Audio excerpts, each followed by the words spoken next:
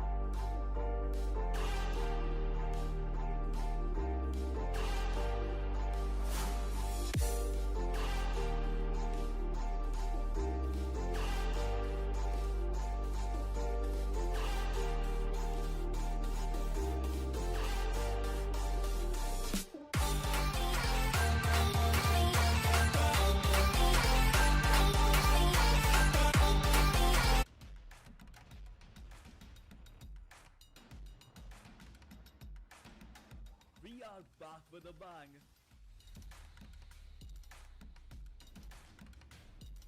India's own Skyesports Championship is back.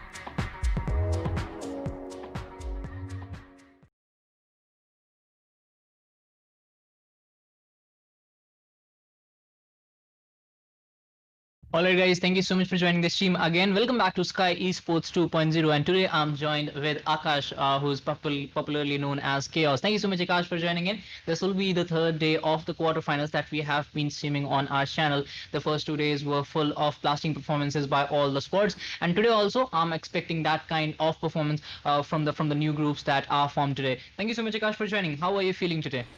I am seriously excited to be honest. I mean, you were there for the first 2 days, and you have been witnessing what has been going through for the throughout the quarterfinals. But this is my first day. I am seriously excited to see these teams battling it out, to see these underdog teams coming out from their shell and battling it out in one of the biggest stage of them all. That is the Sky Esports Championship 2.0.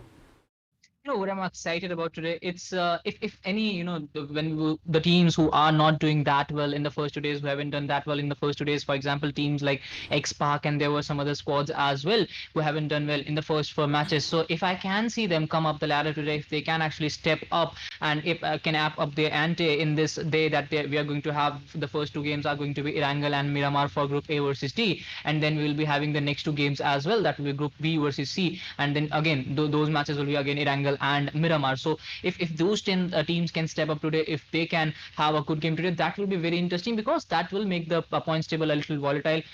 Because if you talk about the points table, teams who have done well in the past, for example, 8-bit, they have been very consistent, so they are in top 10, and only 10 teams will go through to the semifinals out of these 40 teams. So let's see if some underdog team who are not on the first two pages of the points table, if they can get a good chicken dinner and if they can barge into the top 10, the first page of the points table. Yes, definitely. But right now we have the prize pool coming up. As you can already see, the prize pool split up. It is for the PUBG Mobile a total of a huge. I mean, this is a huge bank, all right. 6 lakh rupees and 1 lakh worth few Flipkart vouchers. That is a lot of money, isn't it, Dinkar? Then we have prize pool per days. As you can already see, we have day one. This is probably for the finals, and we have 80,000 per day. And in the grand finals as well, first place team will be getting 50,000. Second place team will be getting 20,000. Third place will be getting 10,000. So what do you think about the big bucks that are going to come in, as well as the bragging rights that you have won the championship 2.0? Yeah, the total prize pool is 6 lakh. It is divided between semifinals and finals. So even if you top the semifinals, yes, you will be going towards the finals, but you will be also getting a prize pool of 1 lakh rupees. We saw the distribution just a while ago. And if you talk about the finals are divided into 5 days, and we will have overall standings of each day, and each day topper will get a prize pool of rupees 80,000. So it is divided among the 5 days. So even if you have a bad day, but if you come up on top in the next day, or maybe if you have 4 bad days and on fifth day you just come out on top, you will still be getting a prize pool even if you don't top the overall prize pool, overall table distribution. I was saying that. So this is what I like about Sky Esports. They have distributed the prize pool in such a manner that each team, even if they have only one good day, they will be also going with something in their pocket. So that's one good thing coming out of the championship 2.0. Yes, definitely. I mean, you have good days and bad days, but talking about the overall finals, the first place team will be getting 50,000 rupees along with Flipkart vouchers worth 15,000. That is a lot of money, as well as the second place team getting 10,000 Flipkart vouchers, getting around 10,000 rupees as well. So that is something which is really brilliant. But something which you also talked about was that a lot of teams have one good days, a lot of teams have one bad days. That is something which is a part of mobile esports, or rather any esports in the entire world. So I guess the fact that you are encouraging teams to come up even after you have one good day, or the second even after you have a one bad day and a second bad day as well, in the third day you might actually make a comeback. That is something which is really brilliant. You should encourage this. But right now the teams are coming up. Dinka Chaudhary, just run us through these teams right up here. There are four groups. The group A is consisting of teams like X Factor, Blind One, Hive. Then we have TENET as well, LIVECRAFT coming into play as well. Then we have CvsD, MYM, Obey, Rogue Nation, XPAC, and Terror Esports. So this group is actually TRUERIPPERS, and this group is actually full of a lot of action-packed teams, and we have seen the action coming in from the last few games as well. If you want to go towards Group B, 8-bit again, one of the consistent teams, Titan Esports team, XPERT, Furious 5. Then again Blind, the main lineup of Blind coming into play as well. Then we have Conception, Future Station, HEXAGON Esports of Hexagon officials, and then we have Optimum Esports and Raven Brigade as well coming into Group B. The next two groups are again fully packed with action, and we saw them performing well in the last two games. Let's see when they mix up with some other group, when we have a Group A mixed up with Group D, how well the action is going to come up on the third and last day of the quarterfinals. Yes, definitely. But right now, running our viewers through the Group C, we have Reckoning Esports, we have LEGSTUMP Team Kerala, Hexagon Esports, we have Final Four Karnataka, we have AIM Gaming, Insane AXOM, we have 4MD 21st Era, we have Forking, as well as we have ANTRIX. A lot of good sides to actually watch out for, especially LEGSTUMP, Insane, AIM Gaming, Reckoning. I mean, I just want these teams to just go neck to neck against each other. Talking about Group D, we have Raven Official, RIP Squad, Platinum Esports, Marcellus FTW, Hail God's Reign, we have DROGONITexPGS, we have Archelaus Esports, Team GG, Maximus PH, as well as Dope Esports. I am seriously excited to just find these teams battling it out in the battlegrounds. What do you think, Thinker? You are actually talking about one team especially, that is Team XPark, and looking at the current PMCO, they have been blowing away their competition the way they have been playing right now. And once again, the fact that they are in the last page of the points table in Skyesports Championship 2.0 does surprise me a lot. But we also know that when a man has nothing to lose, they are probably the most formidable opponent. So they do not have anything to lose right now. They can, or rather they will be coming back very strong in the third day, or rather the final day of the quarterfinals, that is today. What do you think, Dinker? Yeah, you talked about XPark, not stepping up to the mark, not playing to the name. Anyways, we'll have to see like how well they perform today. But if you talk about the second team itself, it's going to be Insane AXOM, again one of the top teams. But unfortunately, they haven't been able to step up to the mark. They only had one good match in which they ended up at second position, but they didn't have too much of kills in that game. So that has gone against them as well. So we'll have to see if they can step up today as well. So Insane AXOM, XPark, these are big names. Unfortunately, they haven't been living up to their name. So we'll have to see if they can come back today, if they can make a name for themselves with a heavy chicken dinner, and that can push them. So if you have looked at the points table, there is not much difference between the top teams and the bottom teams, and if you see the difference in the middle, that's actually very less. Talking about the giveaway, Skyesports Championship 2.0, the giveaway number 1, you will get a 2,000 rupees voucher, which is applicable on all the laptops available on flipkart.com. So actually you can go, what you have to do is you have to go to our Twitter page, and then you have to guess the top 3 teams who will be coming out on top after the full quarterfinal, when the quarterfinal comes to an end, and when we will be having that overall points table. So if you can actually manage to predict who will be the top 3 teams, then you can get that 2,000 rupees Flipkart voucher, which is applicable on any laptop on flipkart.com. Dinker, are you going to guess who are the top 3 teams going to be? I mean, you can also win a 2,000 rupees Flipkart voucher. Who does not want a Flipkart voucher worth 2,000 rupees? Yeah, it's actually very nice to have that, and when you don't have to do much to get that. But talking about the top 3 teams, it's let me tell you, it's very hard, because the Reckoning Esports team, they were on top on day 1, and on day 2 they had a very bad day. They actually racked up only, I guess, 5 to 8 points in the second day itself. So they had a total of more than 35 points in the first day. Then coming on to the second day, they only got 8 points. So you can see that the total was 43 points, and they slipped down in the points table. So it's very hard to predict which team can come up on top. And even LEGSTUMP, they were not on the first chart on the first day itself, but on second day they had 2 good games, and they pushed themselves onto the top 3 position. So I guess if you talk about 8-bit, they have been very consistent. So I guess one of the teams will be 8-bit, but the other 2 teams, predicting the other 2 teams, it's going to be very hard for all the people, including me.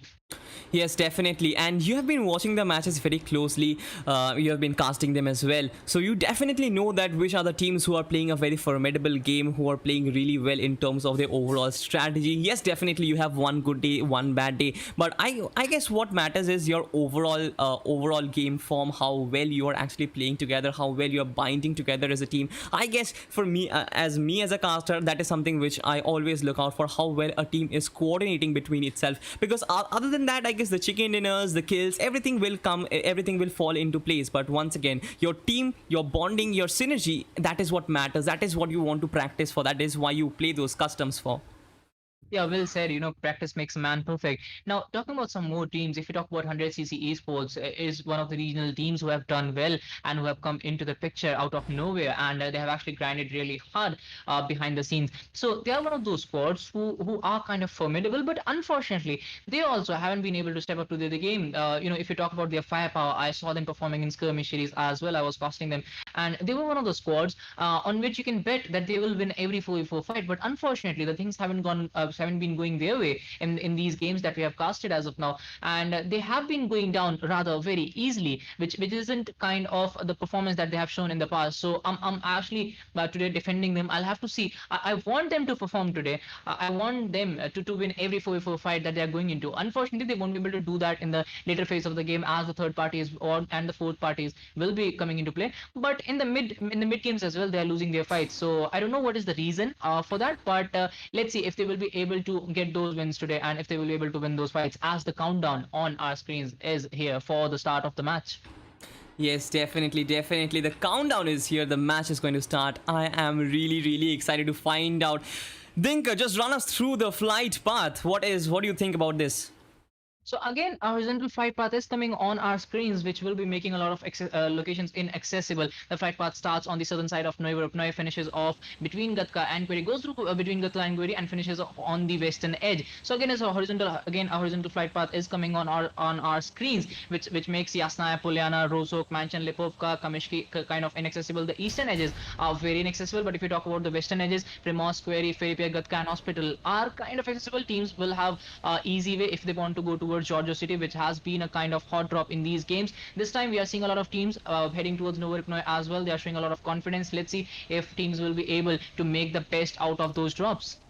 Yes, talking about the flight trajectory, I guess the southern island plays a very important role right now. Once again, if the circle forms in the front side, or rather the northern side of this entire map, I guess things are going to play a spoil sport. The bridge camping will be coming into play, but once again, the circle is probably going to be the most important thing here. But right now, as you can see, a lot of teams have taken their drop locations in the military base region. Novoripno is already occupied. Once again, Georgiopol being a hot drop, Pochinki being a hot drop, Primox will be occupied some of the teams. But once again, as you said, the northern region has completely been cut off. The flight trajectory is very much on the southern side, and it is definitely going to be a very tough job if your drop location is around Rozhok, Yasnaya, or something like Severny. But once again, as I said, the circle plays the most important role. And talking about the circle, we have the circle already here, as you can already find out. It is on the western side of the map. So what do you think about this first circle, and how are the teams going to rotate about it? So it's kind of favoring the flight path that we just saw, and we were talking about how Novoripnoi can act as a hot drop here as Team 8. Blind Squad, they like to play blindly, they like to take those early risks, and they actually, calculate the risk, and after that they get a lot of knocks in the early phase. But this hasn't been working for them since they have been taking a lot of risks. A lot of third parties coming into play for them, and they have been eliminated very early into the game. And again, coming into the second last game of the day for them, they are coming into Novoripnoi, where they'll have to fight with Team 4. I guess let's see if that fight will go in their favor. And if you look at one of the players from Blind, he's only having a VSS right now, so not the best weapon that you'll want to have in a match where you are going up against the top dogs. So it's going to be very hard for him, but he is moving in pair right now. So Blind Squad, they are taking the risk of this early fight, but still they are taking those calculated risks. They are not going far away from each other. They are still in a closer proximity to each other, which will allow them to provide some good cover. But if you look at team number 4, they are kind of split as of now. 3-1 split is coming into play for them. So let's see if that will work in their favor, or it might go against them, as Aaron Mantis gets a knock for his squad. We'll be waiting for the confirmation. Yes, definitely. A confirmation will have to be coming in. But right now, as you already said, Blind, this is AP3X, and he has that shotgun with himself. I'm not really sure if this is going to be a good idea to actually rush into play. But once again, if your team is very low on the points table, you have to take those calculated risks, because otherwise you probably not have any chance of getting back to the top. And as I already said, you might not have anything to lose if you're already at the bottom of the table. You have to go hot and heavy in this match. You have to go for those kills. You have to go for those high risk maneuvers. So that is something which probably Team Blind is looking out for. We'll have to wait for the points table as well and find out where this particular team actually lies. But once again, you will have a good information about how this team has been playing currently over the last 2 days. They have been playing very aggressively. They have been taking a lot of risks, and since the flight path was southern, so a lot of teams were actually going towards Gatka to get some vehicles, I guess, and that has given rise to a lot of fights. Ron and I guess it was Rogue Nation squad who came out on top. Mantis specifically, he has taken 3 kills for his squad. So I guess that's the kind of best thing that can happen to you right now if you are taking those you are taking those first drops, and in the initial phase of the game you get a total of 3 kills, and then in the middle phases you can kind of rest as Team XPark again going into an early fight. So these early fights, they have been happening with them from a long time. We have been casting these games from the last 3 days, and if you talk about Team XPark, they haven't been able to avoid those early fights, and those early fights are going against them. But this time they have got that first knock to start with, and this has been the story in the initial phase of the day as well. Because if you talk about the first 2 days, they were able to get those early knocks, but unfortunately they were not able to make the best out of it. And you can see that 420 OP just got knocked out, and this has been the story for them. They get that initial knock to start with, but after that they're not able to continue that momentum. And now TRUERIPPERS will be trying to rip apart Team XPark, but let's see who will be able to get a hold of the other squad. As of now, 420 OP will be revived. Karan will be still thinking if he wants to go for that rush or if he will allow Team XPark to get that revival done. Actually, this will be a 1v2 fight right now, as TRUERIPPERS Karan will be waiting, and that wait can actually delay this fight, but will also allow Team XPark to get that revival done on 420 OP. Yes, definitely. Right now we are seeing a very beautiful split screen right up there. We are seeing the POVs for both the players. This is Aditya versus Karan. Who is going to come out on top? Very popular names, to be honest, Aditya and Karan. But right now the Molotov is going to come in. I guess that is definitely going to do some damage. But once again, I feel that Karan should have gone for that offensive in that area, because he saw 420 OP get knocked down, but that was not really the case. He did not do that. And right up here, as you can see, 420 OP came out with a beautiful grenade. There is no mercy being shown up here. TRUERIPPERS Karan has just been ripped apart right in front of us. And this fight is actually happening at an off angle. If you talk about the other 2 players of TRUERIPPERS, I guess their drop is not working out. 2 of the players are on the military base island, 2 of the players are on the other side of the bridge on the main island. So actually, I guess Team XPark just read that, so they wanted to make the best out of it. They knew that there's going to be one squad here. They completed their loot in the first 3 minutes, and after that they started to go into the fight as quickly as possible, and it has gone their way. One of the players was knocked out, but I guess that cover was provided at the right time. They have managed to get that revival done, and now there are 4 guys standing again. Since there was a 2v2 to split into TRUERIPPERS squad, they have managed to get a hold of a pair. Now they might go up against the other pair as well, because they must be knowing, they must have read the strategy which was coming in from the other squad. So I guess if they can actually manage to eliminate the other pair, they will make their way to top 18, and on top of that they will be also getting that 4 kills head start that will be providing them a lot of confidence going into the later phase of the game, going into the 5th game of the tournament for them. Yes, definitely. Something which you are talking about is that Team XPark, that is Team X, which we popularly know about. I guess the fact that they got 2 very early kills in this match will give them a very high momentum, will actually boost their morale due to the fact that they are very low on the points table. But right in our screens, we are seeing team number 11 going through their going through their rotations once again. The circle is actually very important, and what I think is that team number 11 is probably having a strategy where they want to take the highest point available in and around. So that will give them a very good, I would say, a reconnaissance informations about different teams who are in and out in that particular region. But once again, you have to be very careful about a lot of angles. So I guess the rotations are probably the most important aspect, especially in the early stage of the game. You really don't want to engage in a lot of hot and heavy fights early on, because you do not want to lose players right from the get-go. You want them to stay, you want them to be alive and enter the final circle when they can actually utilize, I mean, when you have all 4 players alive in the final circle, you get to cover more angles, and that is what gives you the advantage. So that is something which I feel is probably the most important aspect. But the fact that Team XPark got that initial bump will be helping them a lot. Right up here in our streams, we have Team PL, and they are also going through their loot as well. So I guess we will see a lot of I would say a passive gameplay right now. We won't really see a lot of teams going head to head against each other. But yes, this is once again a scenario where Team R, and that is Rogue Nation, is going up against team number 20. What do you think? Because one player is already at very low health.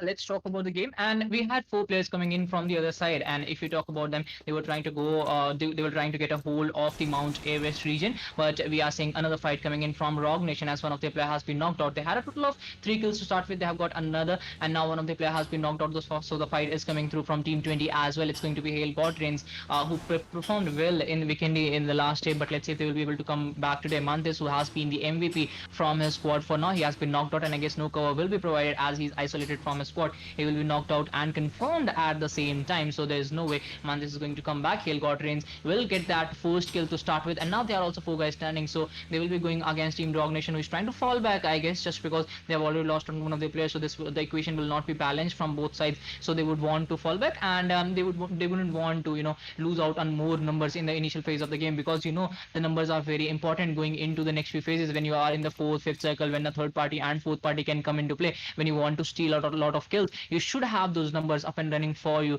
if you want to survive, if you want to get a better position in the game.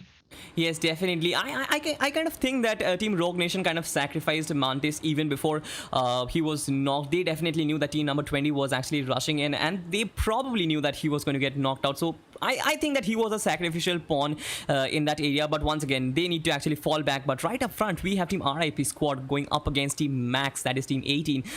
As of now, I guess it is better not to engage in some fights, because the rotations are going to be really, really important. You want to get yourself in good positions. But talking about the zone, once again, we already know that the first circle is towards the western side. So these are the locations where you'll find a lot of teams out there. Once again, the map is on our screen, and as you can already see, on the western side of Erangel, you do not find a lot of compounds to hold, and that will mean that you'll probably get caught out in the open if you not get good positions for yourself. So that is the reason why I feel that more stress should be laid upon your rotations and everything. Talking about the second circle, Dinker, just run us through. What do you think is probably going to be the best location for the teams out there?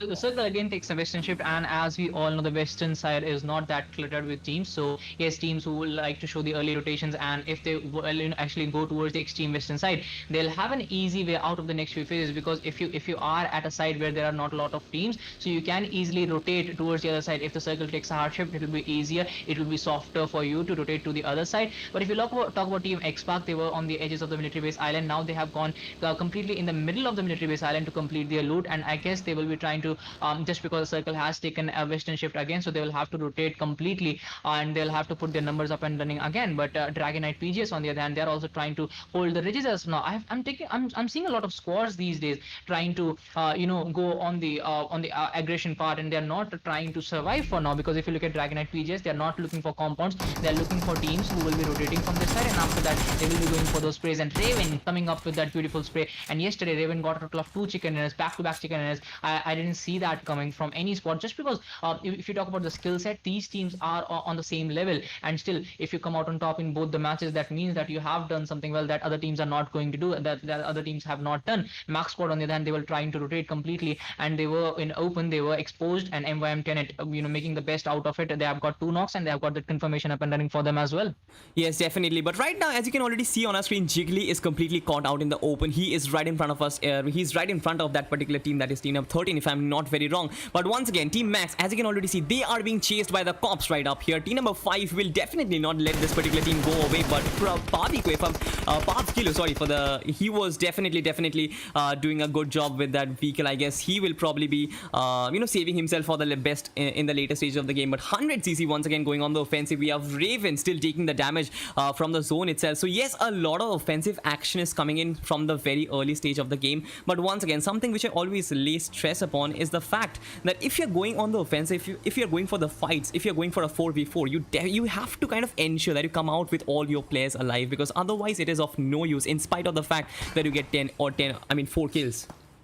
Yeah, MYM TENET was coming out on top with a fight with Max, but 100cc joined that fight as a third party. Maddie coming in with a beautiful M24 shot, and he has given that opportunity to his squad to actually rush in, because 2 of the players from 100cc have already made their way into that compound, into that ridge side. And now since a knock came in from the other side, it allows Zane to rush in, and maybe he will be trying to confirm that knock. But Clock gets that revival done on time just because of the numbers. I can see a 2-2 split coming in their way. Manav is already low on health. The spray might come in, but he heals up as quickly as possible, but he will get a knock. Unfortunately, the fire will trade him off, but EvilSurya comes down from the back side and will be trying to save his squad mate, but he falls down. He will be trying to pop in that grenade, but unfortunately that grenade won't connect, I guess. Yes, that grenade has actually gone to the other side, and now Zane might not be revived. EvilSurya trying to jump up, but it was kind of unfortunate, he could have just gone in and get that revival done, but just because EvilSurya fell down, and now the revival won't be possible as Zane gets confirmed by one of the players from Sensei. Beautiful grenades coming in, utilities coming into play, and they have got that confirmation very easily. I kind of think that that was pretty reckless coming in from 100cc Zane once again. You do not actually rush into a 4v4 like that. That was something which is really, to be honest, the best way I put it is reckless. But once again, you have to use your utilities. You have to smoke up. If you are rushing in, you have to smoke up the way, because otherwise you're completely out in the open. And the way Zane rushed in, that was definitely not accepted at the competitive stage. I guess no enemy team will be allowing you to rush in that particular manner. But right up here, Maddie Whitey does hold a very good angle with that M24. He can actually inflict a lot of damage. You don't want to get shot by this particular weapon, because if he gets your head, your head's probably gone. You're as good as dead. Yeah, he's connecting a lot of shots, as we saw that just a while ago. He created that opportunity for his squad to rush in. That opportunity didn't work too well for them, as they have lost out on a player. But then it's still 4 guys standing, I guess. Yes, one of the player has already flanked towards the right hand side. It's going to be Immortal, who has completely flanked, and now he will be having an off angle clock coming in from the other side. He's also trying to connect some single taps. But Maddie Whitey, he's doing a commendable job connecting those M24 shots, and he connected that, and then it was commented by Evil Suya as well. He completed that shot, and now the knock has come in. But if you look at MYM TENET, they have been very quick on their revivals. They are not allowing 100cc to rush in, and they are not allowing them to capitalize on their knocks. And now, since Immortal has that off angle to his name, he can actually take down 2 of the players from 100cc, as they are not aware of the fact. And this is what I was talking about. Immortal coming in from that off angle, he knew that if the knock comes in, they will be trying to rush in from that red side. And now 100cc is going down. They are being picked apart by the players of MYM TENET. Yes, definitely. As you can already say, I mean, you already said that Immortal was going for the flank angle, and once again, team number 7, that is team 100cc, they are completely caught off track, and that was what you would expect. I guess only 1 player is surviving, if not 2. So yes, I guess that will probably be the end of it. Team number 20, that is team MYM, might actually rush in. This is Maddie Whitey, and Maddie Whitey is almost as good as dead right now. Immortal has rushed in as well. He does not have a lot of cover. I guess the other 3 players from behind will actually be rushing in. So this is probably the end of team number 7, and there you have it. What do you think about the game style? I guess the fact that they did not get that opening when Zane rushed in is probably the fact why they lost this particular fight in a 4v4 situation. What do you think, Dinker? I kind of feel that was probably the trigger point. They had a 2-2 split to start with. The 2 players were too far away to provide any kind of cover. That went against them, and now since MaxDragon came out on top in that fight, he acted as a third party and stole that kill away from, I guess, MYM TENET. MYM TENET was bound to get that kill, but unfortunately MaxDragon comes into play, and he steals that kill away from that squad. But 100cc, again, they haven't been performing well. They haven't been living up to the names, and they get eliminated very easily in the first 17 minutes of the game, and they have been eliminated at 19th position. So not the best position where you would want to go out. But if you talk about the zone, that right now it has taken a center shift, and the teams are uniformly distributed across the map. Yes, the query region is kind of empty, but the query region, it doesn't have those kind of compounds and ridges that you can hold out at. MYM TENET, 100cc paying the price for it, paying the price for holding that kind of region. Yes, they have been completely eliminated. MYM TENET, they have the control over the query region right now, and as the next circle pops in, I guess the teams will start to rotate completely. TENET squad also trying to stay on the edges as of now, not trying to commit to this centerish approach. So let's see if that will be going in their favor, or will it go against them. Yes, definitely. But once again, talking about the zone, I guess most of the teams that are inside the circle, they are quite central and quite nearby. Just as you can already see right in front of our eyes, we are having team number 6 as well as team number 4 quite close together. And this is Magic Boy gets a knock. That was a beautiful knock. Don't you think Obe will actually be on the back foot right now? What do you think? Will they be coming back in this particular fight? And the same kind of fight is happening. We are seeing a 3-1 split again, and as soon as one of the player has been knocked out, and maybe the confirmation might be coming in as well, Magic Boy has a very nice angle, and he had that hard cover as well coming in for his advantage. And except the other players also came in at the right time. Magic Boy comes in with a Lotus grenade, gets rid of one of the players from team 4. So I guess team number 4, since they have lost out on one of their players, so they will be kind of cold going into this fight, because Obe, they need a lot of ranking points as well, because they are one of those squads. If they do well, if they push in those above average performances, they will be able to make it to the semifinals. So they know that they don't want to take any kind of risk. They don't want to risk their rankings as well. So I guess since one knock-in confirmation has been taken on them, so they will be trying to survive. They will be trying to hold on to the location, and they will be waiting for the other squad to make a mistake to rush in and actually create an opportunity for team 4. Let's see if that will be happening as team XF still waits, still playing the holding game. Yes, definitely. But yes, if you actually have a look at the mini-map, we have a team lurking behind. That is team 20. They will actually try and pick off any odd kills that they find, any odd player that they can caught and catch out in the open. But with that being said, the zone has actually shifted from this particular fight right now, so they are currently not inside the circle. They will have to actually have to rotate. And talking about rotations, I guess if both the teams get stuck up here, get pinned down by each other, I guess it is going to be really difficult, and they are going to take the damage from the zone as well. But on the other side, XPark loses out on 420 OP. I guess Team XPark is going into a lot of fights. What do you think? Are they going for that really offensive gameplay? I'm not really sure why they are doing so, but yes, they are definitely getting caught out a lot, as you can already see right in front of our eyes. Yeah, they're getting caught off guard while doing the rotations, and this is not the XPark that we have seen in the past. And right now they will be trying to revive 420 OP. And if you look at their positioning, they are in a kind of sandwich situation. Team number 20 also coming in from the backside. 420 OP on the other hand trying to move towards the cover, trying to use that smoke as a cover. But Destro gets knocked out as well, and it's blind Apex who has again got that knock. But Apex will get knocked out by Aditya. So Aditya coming with that offense, trying to suppress the rush as of now, trying to pop in some grenades as well. But he will get shot at by Team 20. This is what I was talking about. The third party coming into play. This is one of the first places in this kind of zone where you have 70 teams alive. I don't know why they chose this location, and now they are going down. They are paying the price for it. Will they be able to fall back? That still remains a very big question in front of us as 420 OP gets confirmed. Yes, I kind of feel that that is probably the worst place where you would want to stop and take a fight. With so many teams still surviving, we still have 16 teams surviving, and we are already in the 4th circle. And especially when the zone is on the western side of Erangel, when you don't have a lot of compound, that is the worst place where you would want to stop and take a turn or take a fight, whatever be it. So probably for me, I guess their decision making hasn't really been working out on point. Team XPark is really good in terms of their gun skill, but right now I feel what is not working for them is the rotations. I feel that you would have the same mindset as well. Do you?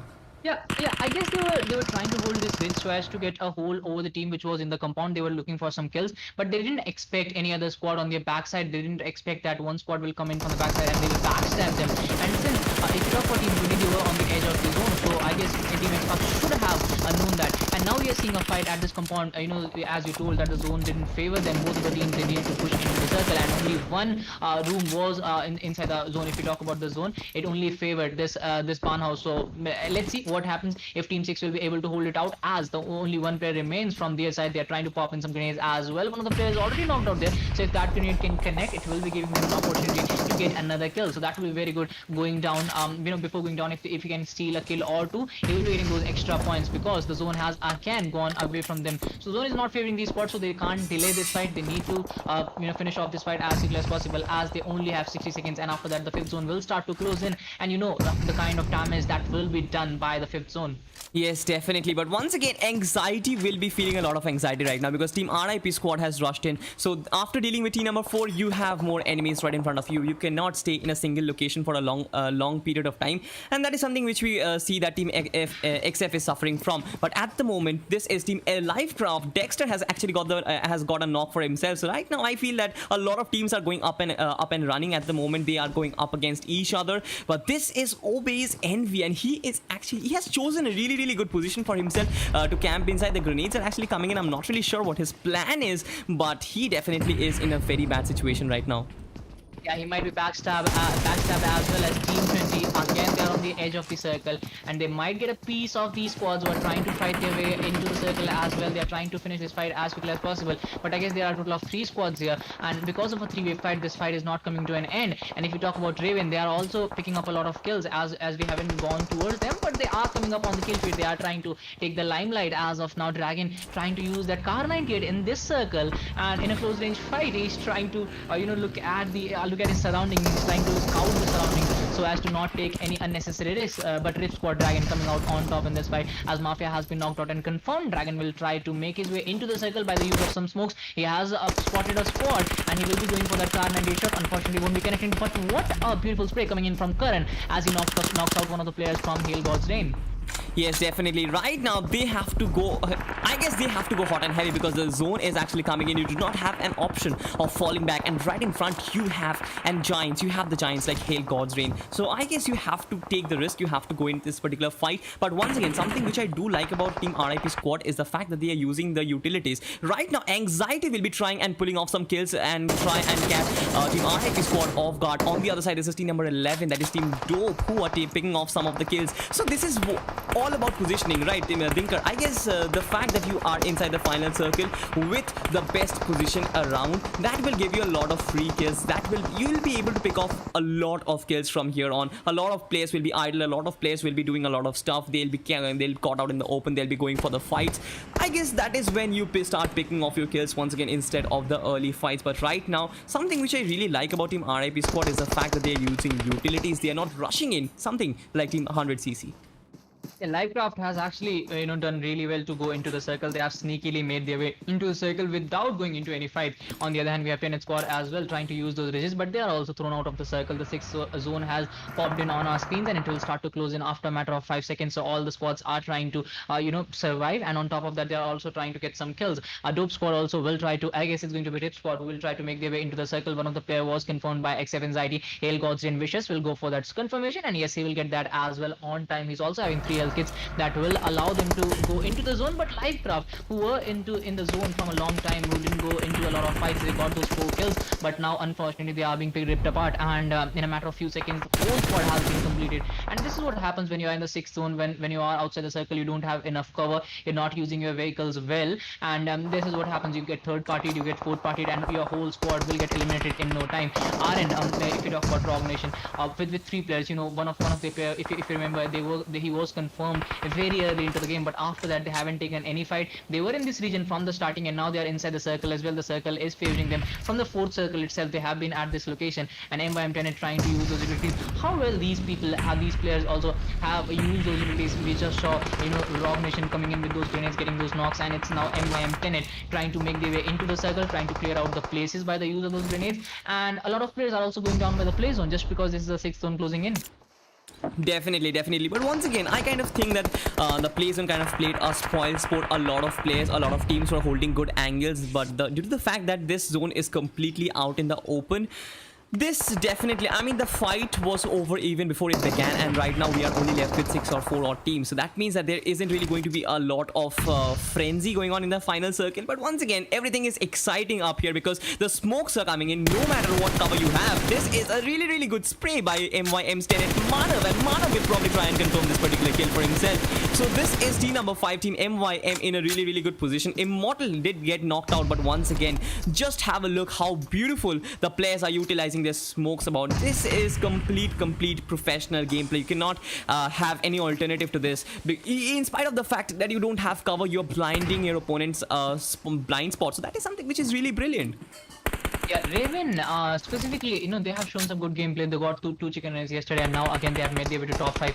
The other squads are kind of down the points table. If you talk about TENET, if you talk about MYM TENET, if you talk about Rogue Nation, they haven't done well in the past, so it's very nice to see them as well. But Raven actually trying to increase the lead on the top as they got a total of 2 chicken dinners yesterday, so they have got a plethora of points. But now they are again in the top 4, and with a total of 11 kills. It's not like they have sneaked their way into the circle as well. They have done well. They have got a total of 11 kills. They still have to 2 players standing. If you see at the number of teams and the number of players, we have 4 teams and 9 players. That means on an average each team is having around 2 players on their back. But if you talk about Raven, they are also having some good numbers. Rogue Nation, the only squad with I guess 3 players. MYM TENET actually coming in with 3 players as well. So this is a 3v3v 2v1 fight. TENET survives as the only player, will be trying to get as many ranking points as possible. MYM TENET, I guess the revival has been completed, but Raven Brar will get knocked out, and the other player will get confirmed as well. It will be Rogue Nation coming out on top, and Raven will get eliminated at the 4th position. And now we have top 3 squads. Again, these squads haven't got a chicken dinner, so we'll be crowning a new champion here.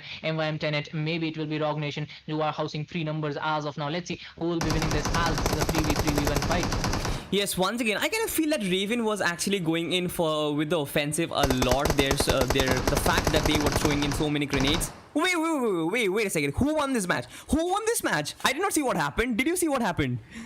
Yeah, Rogue Nation coming out with that spray on MYM TENET, all players at the same time, and then that Molly coming in on the solo player as well. It was like it was scripted. It was kind of scripted. You just go all in. You know where everyone is, and you just script your plan, and then you execute it, and it's all done. The execution was perfect. They got rid of MYM TENET at the same time, all the 3 players, and then the Molly comes in, eliminates the other player as well, and you get that chicken dinner. Oh, like that was out of the box. it was an amazing end to an amazing match. Definitely, you could not have explained better. I mean, just like a scientist, the plots were definitely on point. The dots were joined. You get rid of one team, and then the Molly kit takes off the final player as well.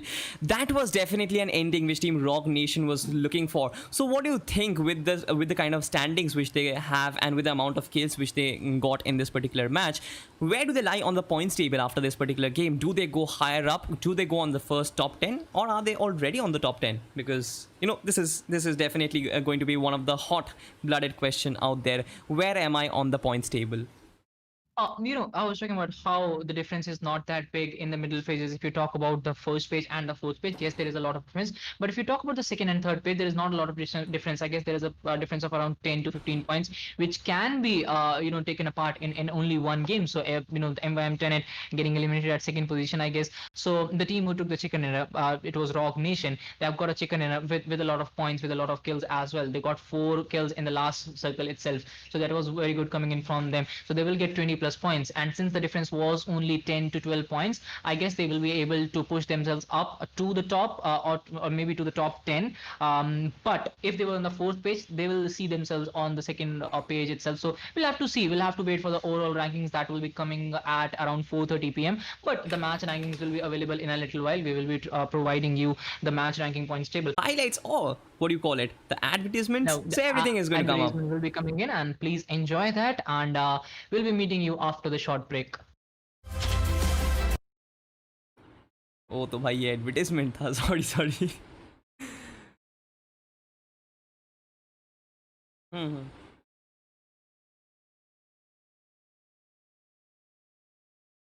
Okay okay okay okay. और सुन ना तुम, मतलब जब बोल रहे हो ना बहुत आगे जा रहे हो, मतलब बोलते ही जा रहे हो. सो इट्स थोड़ा मुश्किल. अरे पहले पहले पहले हाँ, तुमने व्हाट्सएप पे चेक किया तो मैंने भी फिर सोचा कि हम दोनों जब बोल रहे हैं तो फिर बहुत लंबे टाइम के लिए बोल रहे हैं. दोनों ही शॉर्ट पीरियड के लिए बोलना होगा. तुम बहुत फास्ट बोल रहे हो. तुम थोड़ा स्लो बोलोगे तो मेरे पेस के साथ मैचअप हो जाएगा, या फिर मेरे को भी बहुत फास्ट बोलना पड़ेगा. वही.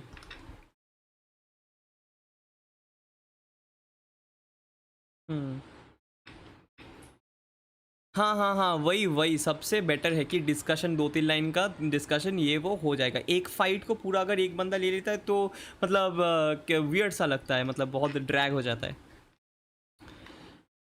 चलो फिर अच्छा ही है. ये वाला एडवर्टाइजमेंट है, हाईलाइट्स तो नहीं आता ना, मैं गलती से हाईलाइट बोल. Okay okay okay. Next match इन 6 मिनट्स. चलो मैं फिर से बाथरूम करके आता हूँ और फिर दबाएंगे, फिर से ओ दबा के बताएंगे. ऐसे इसके बीच में क्या पॉइंट्स टेबल आएगा फिर तो मेरे को वो बताना पड़ेगा. फिर कोई इशू नहीं है, मैं 10 सेकंड में आ जाता हूँ.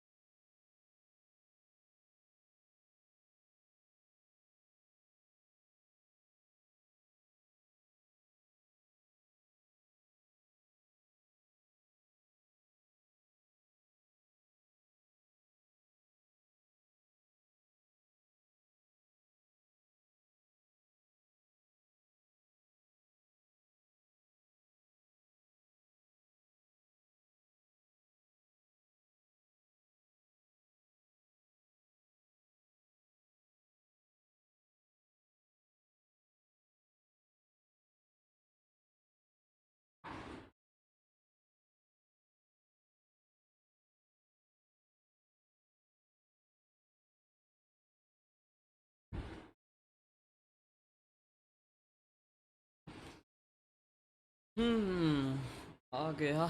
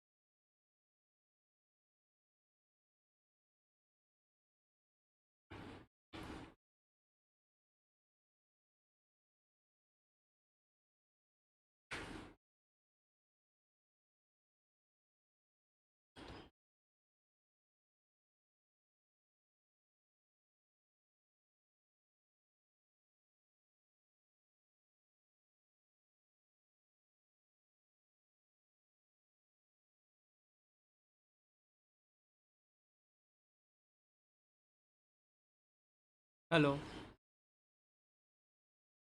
हेलो तुम्हारा मतलब कुछ प्रॉब्लम हो रहा है शायद आई गेस तुम्हारा कैसे कट कट के जा रहा है 1 सेकंड नहीं नहीं नहीं नहीं पार्सेक नहीं तुम सब नॉर्मल है ना तुम्हारे उधर नहीं नहीं नहीं नहीं नहीं तुम्हारा आवाज़ थोड़ा कट गया सो आई थॉट दैट मेरा नेट चला गया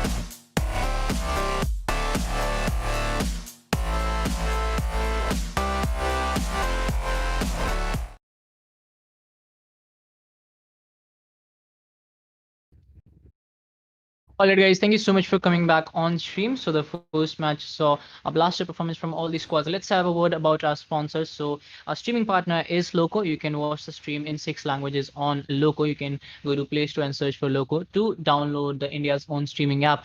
Talking about our game storage partner, it's going to be WD Black, Western Digital Black, coming out with some massive NVMe drive. So you can check that out as well on the various shopping platforms. Talking about our shopping partner, it's going to be Flipkart. It needs no introduction, as you know, it's a household name. Whenever you go to, whenever you're trying to do online shopping, the first website that will come onto your mind is going to be Flipkart. The rest of the sponsors will be introduced by Akash. Yes, definitely. Our peripherals partner providing us top, I guess, cutting edge technology. HyperX once again providing us with great microphones. Energy partner Monster Energy. This is the reason probably why I am so energized today. I am so energized, as well as the players as well. And finally, our apparel partner, that is Zoink, as well as, I mean, the merchandise partner, whatever you call it. If you need any sort of jerseys, if you need any sort of apparels, you can find them there as well. So Dinkar, how are you feeling right now? I'm feeling nice, and you can also get a 40% off on Zoink merchandise. You go to website, you choose any t-shirt or any merchandise you want, and you can apply the code SKY40 to get 40% off. So that's a massive discount coming out, because 40%, it's actually kind of half discount. So you can get those t-shirts. If it is priced at 500, you can get a t-shirt at 300 rupees. So that's a massive discount coming into play. That is definitely a massive discount. I'm going to try that out as well. Sky4day is the code. Do make sure you check that out as well. I'm going to take one for myself. Do get yourself one as well. I mean, that is a really good website for getting yourself some sort of merchandise. Talking about the match, I guess it is going to be things are going to come in. The points table has just arrived. We are at the bottom page of the table, as you can already see. Dinka, just run us through it. So yeah, we talking about the second page of match 9 that we just discussed. Nox official coming out on bottom this time. 100cc doing the same thing. So yeah, we actually talk about 100cc. They missed out on an opportunity in this game. They will be trying to come back stronger in Miramar itself. So we'll have to see if they can actually come out on top. Yes, definitely. I have a lot of expectations from 100cc due to the fact that I know their gun skill is really brilliant, but talking about their rotations and the way they kind of approach that fight against team MYM, it was definitely not the way to go. And I kind of think that Immortal and others, they just outclassed team 100cc in that particular fight. And the fact that they kind of lost track during that particular rush when Zane just rushed in without any sort of utilities, that still is striking my mind, and I'm still thinking, why did they do so? Why on earth will you do so? And yeah, the flank that came out from Immortal, that was one of the turning points when they knew that 100cc will try to rush in from the ridge side. They knew that, and they sent out Immortal on the outskirts of that ridge area. And Immortal made the best out of it. He got that knock, he got that confirmation. He actually converted those 2 knocks to confirmation. So that was very good coming out from him. Let's see if they will be able to, recreate that in Miramar as well. Talking about the flanks itself, I guess there could have been a lot of third parties, and we saw a lot of third parties happening. For example, Team XPark, they were third party by team number 20 as well. So, I mean, you have to be very careful about where you are stopping to take a particular fight. That is probably the most important thing about it. I guess positions and everything is the most important aspect about a battle royale game. Yes, definitely, your strategies are have to be on point. Your fight strategies, that is a short-term planning, that all right, so you are the flanker, you'll be flanking in and I'll be rushing in, I'll be the rusher as well. So everything plays a very important role. But I guess the most important thing about battle royale is watching out for the corners, because right now you can expect anything from anywhere. You can expect third parties from anywhere, and I guess Team XPark, their rotation policies have to be redesigned once again. What do you think? Yeah, actually, their rotation policy has to be redesigned. If you talk about that, they were on the top ridge last time. They were trying to make the best out of the team who were in the compound region. They were trying to get some knocks, but unfortunately, they weren't able to do that. They were picked apart by the team who was in the compound, and there was a team doing a third party on them as well. It was team 20 coming out from the backside, backstabbing them. So they went down quite easily. And Team XPark, they have a good potential. They have some good gunpowder as well. So I guess if things can go well for them, they can actually go in with that gunpowder. And if you talk about Miramar, when you go into the next map, it's going to be Miramar, and Team XPark, they like to go to Chumasera. But we have seen some early fights in Chumasera, so I'll be looking out for them if they want to change their drop, if they will be again going to Chumasera, and if they can come out of Chumasera safely, that will be a bigger task for them. Yes, definitely. But once again, I'm kind of skeptical to be honest, because due to the fact that we only have 3 matches left for the day, and I'm not really sure how many XPAC is playing. So I don't think they do have a lot of chances to actually enter the top or 10 Yeah, one. to actually proceed. So yes, they do have 1 game left. So I guess they have very slim chances of making inside the top 10 and proceeding to the semifinals. I guess it would have been a great addition if Team XPAC would have made the cut, but I'm not really sure, because they are one of the crowd favorites due to their performance in the PMCO, as well as everyone else. I guess the players, they are stars in their own right. Aditya 420 OP, as well as other players who are there, I guess they are stars in their own right. And due to the fact that they haven't really shown their usual class in Skyesports Championship 2.0, I am seriously surprised. Yeah, even after 5 matches, they haven't been able to rack up enough points. And if you talk about the sixth match that is going to come upon our screens in a little while, I guess it's going to be very hard for them. Even if they get a 10 kill chicken dinner, or maybe 12, 13 kill chicken dinner, it will be very hard for them, since they have paused in the last 5 games. So let's see if they will be able to get a 20 kill chicken, which is a very hard game. But we have seen 20 kill chicken in 64 players lobby as well coming out. And if you go into any scrims, or if you have watched the World League, we have seen a lot of teams coming out with 19, 20 kills chicken. So let's say if Team XPAC, they have the potential. We know, Yes. I know that, yeah, they have the potential to go out all YOLO, just because this is the last game. They know this is the last game of the tournament for them if they don't qualify. So they will be trying their best, because even if they go safe, there is no way they can actually make their way into the semifinals. So they will be trying to win this one. They will be trying to win this massively by a massive kill point lead. Let's see if they will be able to do that. Yes, definitely. But moving on from Team XPAC, I guess we have to have a talk about Team Raven. I guess the fact that you said that Raven was going really well on the last day, and today as well, we saw how they were actually utilizing their grenades and everything. The fact that they were going up against a 3v3 situation right in front, only having 2 players surviving, I guess that was really brilliant, the way they were utilizing their utilities. But once again, they kind of got taken down by Team Rogue Nation. And once again, the final circle played a spoil sport. I guess when it's an open circle, what do you think? Is it totally dependent on a luck factor?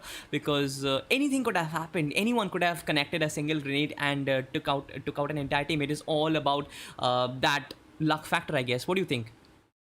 Yeah, let's move on to the match screen. As the countdown has arrived on screen, we will be discussing this after this game ends. Now we'll be moving on to the Miramar map. And it's a very big map, and flight path plays a vital role in deciding who's going to have an edge over the other squads. Yes, definitely. Talking about the flight trajectory, it starts from Monte Nuevo and goes a little bit closer from Chumacero as well as Los Leones, kind of dissecting the entire map into 2. But right now, I guess it is towards the southern side a lot, and it completely deserts the northern side, something which is similar. I think, can you actually find this flight path completely similar to the Erangel one?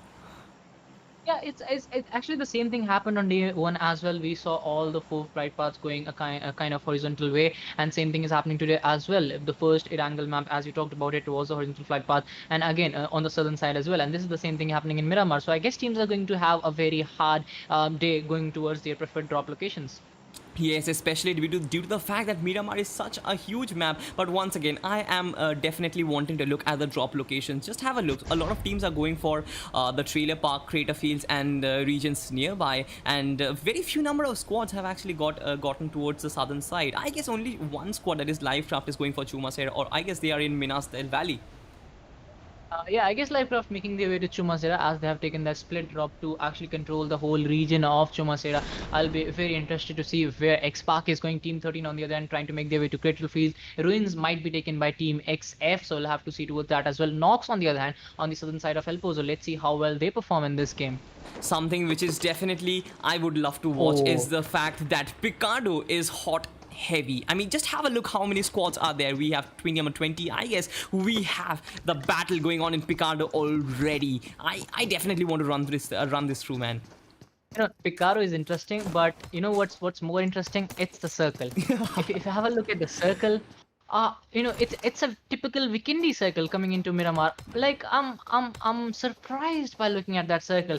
Most of the Miramar map is out of the full circle that we have seen just now, and actually the islands on the eastern side of Miramar, they are inside the zone. Like how did that happen? And we are seeing the demise of Team OB as well, as Envy has been knocked out and confirmed at the same time. It's going to be Hail God's Rain. Who, and actually, if you talk about OB, they have also got a total of 2 kills. So Blind also coming here. And I guess since this is the last game for many squads, they're going all YOLO. They are trying to make their way into Picado. They are going for the hot drops like it's a classic game. Yes, definitely. It is. It definitely looks to be a classic scenario where you have so many teams kind of bulging up against each other. Just have a look. This is Raven Angel SK who gets taken down from a vehicle. But right now, team number 14, number 18, number 20, making it inside all. This is a rampage. This is a rampage going on. Who gets the kills? This is probably a frenzy going on. This is Obe's Rage once again going all for that particular kill against team number 20. I definitely would want to see who actually comes out on top. But talking about the circle once again, 40% outside the zone.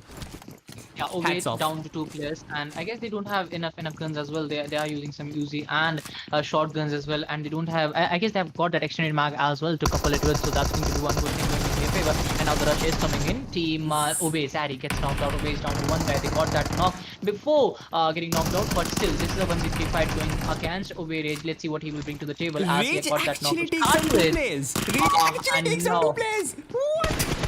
Oh my god. Now, I think this is the 1v1 fight. Will OB Rage clutch it? Nah, he's not able to do that. As Vicious comes out on top, but unfortunately, one of the players has already been confirmed. But if you look at Blind, they know that 2 or 3 players from this side has been knocked out, so they can rush, and this is the perfect timing. Senior, if he connects that grenade, he can actually take down the entire squad with just 1 blow. But I guess it is going to be very difficult. You have a lot of windows to choose from. Which window do you throw that particular grenade through? I'm not really sure. I guess Blind Senior is definitely not sure as well. Yeah, the building is very tall, a 4-story building coming into play, and a lot of space is provided to teams to play around with. Hail God's Rain, on the other hand, have got the 3 players revived. One of the players was flushed before the other team went down, but OB squad, they did a lot of damage to them, but Hail God's Rain coming out on top with a total of 4 kills. And now Team Blind, I guess they will start to rush in as well. Yes, definitely. I guess if Team Hail God's Rain, if they can actually be the conquerors of Picado, they will have a very good start to this match. Mind you, I don't want this particular team to lose any more players, but once again, coming out of Picado with more than 8 odd kills, with having your 3 players alive, it is going to be a very difficult job. And if they do so, I guess they have got a start in this match. They have definitely got something in this match, and they might actually pull off that momentum for the rest of the game. It's going to be a feat that they would want to conquer, but it's going to be a very hard feat, let's say. It was a 3-way fight from the starting only. We saw Blind, OB, and Hail God's Rain locking horns with each other from the starting only. All the teams lost out on a few players. OB, they have been completely eliminated, but now Senior is looking for a chance to actually rush in on the players of Hail God's Rain. Hail God's Rain trying to use their utilities, trying to throw in some grenades, but the Sound of Venus comes in, and Senior moves out of the way. Yes, definitely. But once again, I have really seen a rise in the popularity of the Uzi when it actually comes to the close range. It definitely was not as popular as it is now, and especially after that, what do you call it? The update when you actually get that particular scope in attached. I guess the Uzi has really become a deadly weapon. But did you see that grenade? What's up with the grenade coming out from DC, and he knew where that last player will go for the travel, and he has got that information as well. But now the backup comes in from the players offline as they are down to 1 guy. Hail God's Rain also will be coming out with their numbers. Senior gets a knock, and now the other player will be rushing in as well. This will be a 1v1 fight. Senior trying to use that mini 14 to his advantage. Unfortunately, won't be able to connect as of now. But still, both the players are low on health, and it's a winner takes all situation. 1v1 situation. Senior gets almost that particular taken down, and right now, as you can see, Senior gets taken down. That is unfortunate, but once again, well played. Team Hail's God has come out on top. Definitely, they have conquered, but have suffered 1 more casualty. That was something which I did not really want. But I guess the damage has been done to Hail God's Rain as well. You're going into Miramar, and since Miramar is known for its low health vehicles as well, so when they will start to rotate, they will be picked up by some squad or another. We have seen teams getting picked up, and we have seen teams going down by vehicle explosion. So since you're only down to 2 players, I guess it's going to harm them in the long run. But yes, they have got a total of 6 kills, as you were saying. But if they would have been surviving with 3 players, that would have been better for them going into the later phase of the game. Yes, definitely. But talking about rotations, I guess one of the most important thing in the final circle, you do not really expect the final circle to be in towards the Los Leones region or something. It might actually end up in somewhere in an open area, and with so many ridges around in Miramar, I guess it is definitely more important to have a lot of numbers in your team, the numbers strength where you can hold different angles, because otherwise you might get taken down from any side. But if we actually see an urban finish, it will be very good for teams who are not having those numbers, who are not spotting those numbers. It will be very good for them. But we'll have to wait for that as TRUERIPPERS gets confirmed by that fan from TENET. TENET gets that information. And you talking about how the zone was, the flight path was kind of southern, so teams have made their way to Los Angeles as well. Maybe this was the main reason for a lot of teams going into Los Angeles. But yes, here as you can see, this is Team MYM TENET actually going all out against TRUERIPP, and Exploit is the one who is being the latest victim of the gunfire right now. This is Cloak, and Cloak is doing a phenomenal job getting takes down Stargod right now. The grenade is actually coming in, and Exploit might get taken down as well. But if you talk about him, Cloak, he's doing a lot of damage, but in return, he's not getting enough damage done to himself. So he has been stopping the players of TRUERIPPERS from going in, and that perfect jump shot with that perfect accuracy, and he gets rid of TRUERIPPERS squad. That is what you have the M416 for. I mean, precision. Just have a look at the precision. He was jump firing, and yet it was dead on point. The grenades were actually coming in. He was inflicting damage. He knew that he had almost a 20 HP opponent, and when he knew that, he was like, all right, let me go all in, and he went all in, and he got all out. He took the other team down by surprise. It was a brilliant fight, definitely. And when you're fighting in urban areas like, if you go to Erangel, you have Pochinki kind of urban area, then you go to Miramar, you have Los Angeles. And without losing any of your players, Picardo was one of those regions where we talk about urban fights. And when teams were going up against each other, they were losing players on regular intervals. So that is what happens in Los Angeles like area. But MYM TENET, they have done a very good job. Without losing out on any of their players, they have got a total of 3 kills. So that's commendable. That is definitely something which I always stress upon. Getting kills instead of getting yourself killed. If you are going into a rush, you have to ensure that you come out with all your players alive. Otherwise, it is fruitless. In spite of the kills that you get, I guess it is fruitless to actually lose players inside a fight. Even if you get 4 kills, I guess if you lose 2 players, that is definitely not a good deal for you. Yeah, not a good trade. Well said, Chaos. Let's talk about Team 18, who have that high ground advantage on the Impala side, and they have a good eye over DROGONITExPGS, but DROGONITExPGS also not giving out anything. I guess they have some information as well, as they are not giving up on their hard covers. They have moved their way into those houses, and they will be utilizing those hard covers to make good out of this area, because if they get out, they will get knocked out and get confirmed as well, because all the players of Max, they are on the high ground, they are in open, and they have their eyes set on these players. Yes, but right now moving on to this particular fight, this is team number 12 going up against team number 15, and once again the utilities are out, the M416 sprays, and this is a really good spray coming in from team number 15. Once again, he will be confirming that kill. There is no mercy being shown right up here, and I guess it is just a matter of time when the team in front of team number 15 will just get reduced to their ashes. Yeah, we'll have to see to that, as Team 12 also trying to survive for the time being, trying to create those smokes. But yes, the rush are coming in, and all the players, they are utilizing their numbers very well. I think that was a bait, that vehicle trying to rotate from the other side, and the other player trying to come up, and he has done a 1v4 for his squad. There were only 3 players standing from the starting. They lost out on one of their players. So this is the kind of performance that you would want from one of your players when you're already down by 1 player, and he actually stood up to this task, and he made good use out of it. I guess this particular fight, talking about this particular fight, team number 15 versus team number 12, it was straight out of the guidebook, man. There cannot be a more perfect fight. There was flanks, there was baits, there was Octopus going all out with his assaulting and being the entry fragger. He was absolutely brilliant, confirming his job as a flanker as well as an assaulter as well as an entry fragger. The bait was perfect, the flank was perfect, the sprays were perfect. It was straight out of the rule book. Yeah, too many flanks, too many baits coming in, and now we are only 11 minutes into the game, but we have already lost out on 6 squads. So that's not the kind of standard gameplay that we have seen in the past 2 days. So I guess since this is the last match for a lot of teams, since this is the end of the quarterfinals for them, so teams are going all in, and we are seeing that. But one good thing that has come out of it, that Team XPAC, I don't know where they are right now. We haven't been able to spot them, so they are trying to avoid these fights. Let's see if they will be able to come out on top. And now we are seeing Team DROGONITExPGS also trying to use M24s, their DMRs and the bolt actions coming into play into Miramar. That's not a rare thing. It comes out very commonly. You know what? It was actually eating me from inside, because I was not really seeing a bolt action coming into play. I was not seeing a DMR come into play. You have to have these guns in Miramar, because otherwise there is no flavor of that desert storm action. But right now that we are seeing it, I guess it just pleases me. It just pleases me. But to Yeah, be honest, GG all. to be honest, I would like to say another thing as well. Miramar has been more aggressive as it usually is. What do you think? Has it really been more interesting than a normal Miramar where you get a lot of passive gameplays? Yeah, a lot of early fights are coming into play. You saw three teams actually going to Picado. This doesn't happen too often. But Dragonite PGS Triple X coming out with a massive, beautiful M24 headshot, gets an offer squad, and now the revivals will be coming in. I guess they're delaying that revival for a few seconds, but it won't be enough for Team GG. To actually it won't be enough for the other squad, Dragonite squad, to actually rush in. So they'll have that revival coming in, but the damage is being done to them. Their helmets, their vests are being damaged. So that will be very good when they will be going up in those later fights, when they will be going up against each other in a 1v1 fight. It is going to play a vital role in that. You get shot by an M24, your head is as good as gone. It is detached from your body, to be honest. But right up here, this is team number 16 who are pretty comfortable. This is triple XTRM team, Dragonite PGS, and doing a phenomenal job with the M24 and the 8x scope. I guess this is probably one of the deadliest combinations which you would get, especially in the bolt action genre, apart from the Arctic Warfare Magnum. I am actually wanting to see some ARM action in this match because boy, oh boy, that is a legendary weapon, man. That is one legendary weapon, and I would definitely love to see it go all out in this match.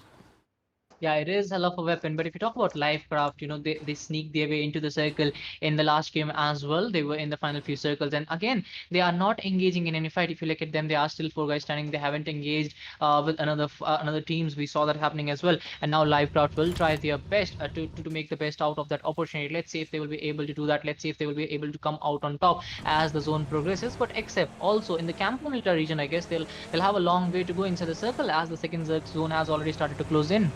Yes, definitely. But talking about the vehicles, I guess you already told us about the vehicles' health being low.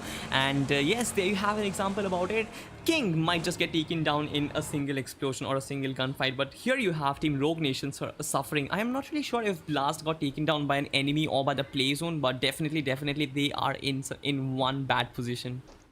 Yeah, they're in a very bad position. The second zone has started to close in. They are 1,000 meters away from the circle. They have to get that revival done. And now, since they are rotating very late into the circle, they'll have very less information on where the teams are already situated inside the circle. So that's going to be a lot of a task for them. Let's see if they will be able to step up to the mark.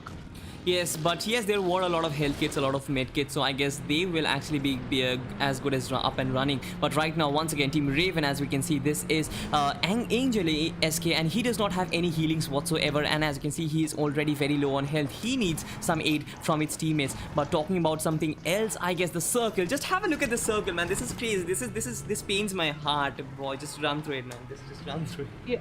Yeah. Yeah, a lot less space is available to the teams to play around with, and this is the typical Vikendi circle as we started. We were saying that in the starting as well. And MaxSport, they have a very good hold over this area because the zone is going to support them in the next few phases as well. So we'll have to see which teams are going to come on top, which teams are going to make the best out of it, as teams have already started to rotate. Let's see which teams will be getting that central area to them as the third zone will start to close in a matter of 80 seconds. Something which is really typical about Miramar is that I've seen certain Miramar games being really aggressive on up front, but after that you always get this particular passive phase when each and every team is trying to rotate with so many ridges. The rotations are even very difficult, to be honest. Driving your vehicle through these ridges and through a lot of obstructions, I guess it is really difficult. And once again, that is the reason why I guess Miramar becomes a bit passive in the middle stages. This is what you call the mid game, and the rotation gameplay comes into play. Talking about most of the teams, I guess they will be busy in capturing compounds, so most of them will be ignoring any such fights that are in the proximity. So right now, I guess it is that peaceful phase in Miramar when nothing really is happening. Or is it? LIVECRAFT next year comes out with a knock, but LIVECRAFT still has 4-player advantage, and now they will be rushing in on Hail Godrin. If they would have been creating the kill feed in the starting, they'll know that Hail Godrin were engaging in an early fight as well. Hail Godrin, they got a lot of kills, but unfortunately, I guess they won't be able to get a lot of ranking points as LIVECRAFT has started to come in. They are looking for those confirmations. They are looking for this end. For Team Hail Godrin here, he tries to pop in a grenade. He tries to survive, but unfortunately, that struggle will be ended by the players of LIVECRAFT as they have got the first 2 kills for themselves, and they have made their way to top 13 as well at the same time. The way LIVECRAFT was pressing against Team Hail God's Reign, I mean, they were looking like hungry lions, man. They were looking for some kills. They were smelling the blood out there. They knew that there was only one player. One player has been knocked out. He's on his knees, and only one player was out there. He is proning on his bellies. The smokes were out. Hail God's Reign, the last player who was still surviving, he was panicked, and after that, it was all about Team LIVECRAFT. But once again, the kill feed is popping up. So, Dinker, who was the one who actually got the kill? I actually didn't see that, as well as I was imagining how LIVECRAFT actually, completed that kill very easily. But LIVECRAFT, if you look at them, they have again made their way into the circle. As the circle is starting to close in, they are playing from edge to edge. They don't want to risk themselves into the center, because when you commit to the center and if the circle takes a hardship, it is very hard to rotate from that area, because a lot of teams will be surrounding you. So I guess LIVECRAFT coming out with a beautiful strategy, and they are trying to put that strategy to good use. A good execution coming into play from them. Yes, definitely. But here, as we can see, as we speak, team number 13 and team number 16 has actually closed in. A fight is on the cards, and I definitely would want to find it out who actually comes out on top, because once again, you talked about urban areas, you talked about urban fights, and here we have it. We have urban fights. Once again, a lot of your predictions are coming true, man. I'm not really sure what you're made up of. And if you talk about DROGONITExPGS right now, they are not that far away from the circle. I thought since they were on the edges, these two teams might get lost out in the circle. They will be very far away from the circle. But the circle has favored them, so they can delay this fight. And most of the advantage has gone to Team 16, as a few of their players have already been inside the circle, and because of the hardship that just took place. So DROGONITExPGS, they have their cards all set up. They can wait for this fight to start. But on the other hand, if you talk about Raven, they are a little far away from the zone. They have a long way to go. So let's see if they will be able to counter this attack that is coming in from DROGONITExPGS.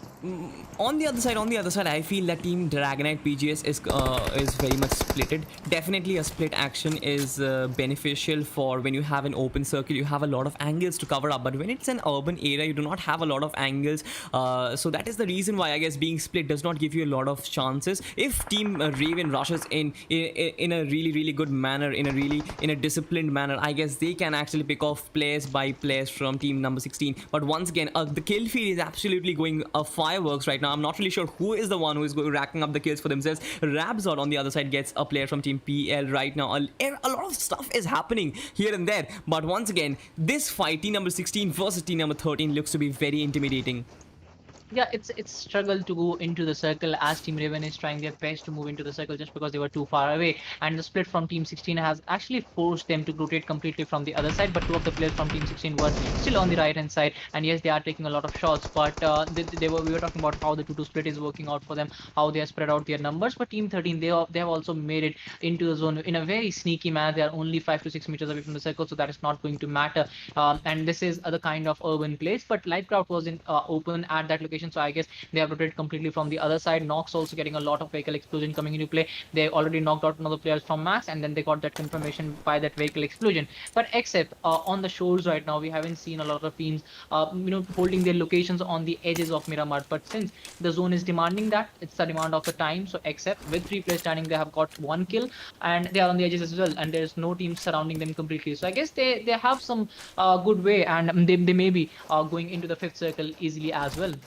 I guess I was actually having a look at the kill feed, and I guess team RIP squad has just been confirmed by team LIVECRAFT. They were going all yellow in that particular fight, but once again, another fight that has broken off is between team number 13 and team number 16. Boy, just have a look at this circle, man. This is another hard shift, and 50% is still outside the circle. This is the 5th zone, and this is something which you never really expect. You never really expect the zone, but once again, teams who are holding the shores, kudos to you guys.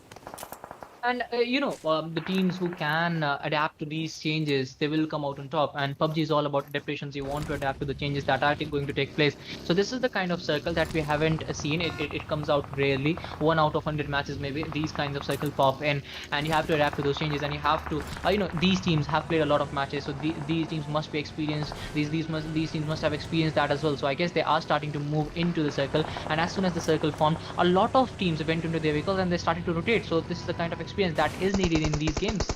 Yes, but once again, there is a huge cluster of the teams in the urban area, so I am expecting a lot of squads to get wiped out on the way while they're rotating. The teams who were already holding the shows, they are still pretty comfortable, but what a grenade, what a beautiful, that was a tasty grenade coming in from LiveCraft, and one by one team RSP squad gets eliminated once again. The device was probably the last player. Vamp will be revived. Team LiveCraft OP in the chat. Yeah, Team LiveCraft is on a roll right now. They have eliminated, I guess, 2 squads, and first of all going against Hail God's Reign, and then going against Rip squad as well. They have made David to top 9 with a lot of kills. MYM TENET on the other hand coming in from the backside. Immortal is still looking for some information, but Cloak is in a very good vicinity. He will be going in a fight, but Ragnar will get that knock by those beautiful headshots being connected, and he did a lot of damage before actually, having damage self-inflicted to him as well. But right now, DROGONITexPGS, they are looking at a very good position, and if you look at them, they will be moving into the circle since Ragnar didn't get knocked out. If he would have been knocked out at that location, the revival won't have been possible, even if his teammates were in a very close proximity. But with that being said, we have a lot of teams who are lining up in this region, and as you can see, Ragnar gets taken down. He fell off the vehicle once again. I can feel that there is a lot of teams. There is a huge cluster of teams here, and each and every one of those teams are trying to move inside the circle. With 8 teams still surviving, we still have a huge number of players. 25, that is a huge number inside this 5th circle. Right now, this is just going to be bloodshed here and there. You can smell blood through the screen itself. I mean, this is absolutely crazy. This is manslaughter happening here and there. Left and right players are being killed. Squads are being killed. We have no idea about who is coming out on top, but definitely Team GG is going out on top. I feel that the kill feed is being saying so. DROGONITexPGS, I guess they bossed. They had 4 players standing, but one after another, mistakes after mistakes, they have been completely annihilated, and they will go down, I guess, at 6th position still, as they are struggling outside the circle. XF also making a way for themselves. Raven Vijay has been confirmed by them. Rogue Nation again, they have been very consistent. They were very consistent in the last game as well, and they are coming out on top in this one. Yes, they haven't got enough kills, but this is the last phase of the circle. Even if you don't have enough kills in the first few phases, you can get a lot of kills. If you get a chicken dinner here, 4 to 5 kills, still up for grabs, and he spots out one of the players of XF, and I guess some grenades are going to go through now. XF is playing a suicidal game once again. You should not really hold inside the water surface and kind of reveal yourself. And if you are actually holding that part of the area, I guess you have to stay underneath. You cannot swim around, because these are easy kills. These are easy pickings coming in from Team Rogue Nation. Once again, you were talking about the kills, and right up here they have racked up 2 kills for themselves. Like this, I guess they will be picking up kills and be getting an average. If they are able to continue this run of form, they will be getting an average of 5-6 kill, even a chicken dinner. Yeah, you expose yourself, you pay the price for it, and that's why I guess XF player just got played there. Max squad still 2 players standing. They have also made their way to top 6 with a total of 3 kills, and I guess now Rogue Nation will have to struggle. Yes, they have popped in some smokes, but for how long will they be able to survive with those smokes, as LiveCraft has also made their way from the right hand side, and Max coming in from the other side. It's going to be very hard for Rogue Nation to survive, since they are in the spotlight right now, and they have taken some shots just a while ago. So their location is completely exposed. Let's see how well they perform after that. The 6th circle, mind you, has just moved away from the water surface right now. LiveCraft is the main hunters right now. They are right at the dead in center of the circle. They will be expecting some of the opposition coming in, but once again, if they are holding good positions and if they have enough cover, I guess they will be picking off a lot of kills for themselves. Yeah, Rogue Nation also trying to pop in some good smokes, trying to create some cover, as some grenades are being thrown by all the squads. They are trying to use their utilities, because you cannot carry your utilities to next game. You have racked up utilities to use in the final few circles, and they have started to do that. Rogue Nation trying to pop in some smokes, some grenades as well, as we are down to 4 squads, and Mantis connects a beautiful grenade on one of the players of Max, and I guess this is the starting of the end for Max. Yes, this is definitely starting for the end of Max, but once again, I guess this player might actually be revived. Dragon is trying his level best, but once again, LiveCraft just look like hungry lions. They can smell the blood and want to actually feed themselves, but once again, Rogue Nation is rushing in. We only have 4 teams left, and only 1 player, I guess, from TENET squad is still surviving, and that is ABD TENET. So yes, this is almost time when the heal battle pops up. 2 first aids, I guess that is not enough. Not the best place to heal, I guess. Without smokes, he might be spotted. He might be able to take down a few players as well, as he has exposed himself. He will be paying the price for it, but he will be also getting some rewards for that. As Dragon goes in, will get knocked out by Manthas. Manthas again coming out on top. Akshit is going for that heal battle with a total of 4 health, so he might be able to buy some time as his squad is about to go down. Yes, definitely, definitely. Rogue Nation is just rushing in. They want to get those kills for themselves. Where is LIVECRAFT? They want to find them and hunt them down. This is absolutely crazy. But once again, LIVECRAFT fam, they do have covers for themselves. Destroyed vehicles, boulders, whatever you find yourself in, you have to hide behind it. But right now, team number 9, they want to charge in. Rogue Nation wants to charge in. I'm not really sure. With 3 teams surviving, 8 players left, anything can happen in the final circle. What do you think? A third party here. Yes, he comes up with a third party, and this is what I was talking about. Akshit on the right hand side can act as a spoiler in this fight because it was a 4v3 fight to start with. You know, not the biggest numbers advantage coming with LIVECRAFT, but since now Akshit has done a third party on Rogue Nation, they're down to 2 guys. So this is a 4v2 fight, and I guess LIVECRAFT, it's their game to lose from now on. They can have an easy win if they use their numbers well. Yes, with a lot of kills. I mean, 9 kills, and if you get these 2 kills as well, you get an 11 kill chicken in. That is a really, really good performance coming in from LIVECRAFT. Once again, you expect this particular team to be at the top, and right up here, they have the moment. They have their moment. 4v2. You don't want to lose this. Once again, the zone is on their support, gets 1 player down. I guess it is a 4v1 right now. It is all over. Chicken dinner coming in from team LIVECRAFT. What a match. What do you think so? Dinker, do you think so? And yeah, they performed well in the last game as well, if you remember that. And again, coming out on top in this one, I guess, since they were not able to rack up a lot of points in the first 2 days, I guess this is the opening that they needed. This is the kind of gameplay they needed, and I guess this is going to push them on, I guess, the top 6 maybe on the overall points table. Yes, definitely. I guess their performance has really been like the table toppers. They deserve to be here. To be honest, you were talking about a phase when they were sneaking inside the zone, right? But after that, they just went hot and heavy, and they were like hungry lions. Like, we want the kills. We are here for kills. We want to dominate. And that is something which we got to see. 11 kill chicken dinner. You have to call that a domination. Sheer domination.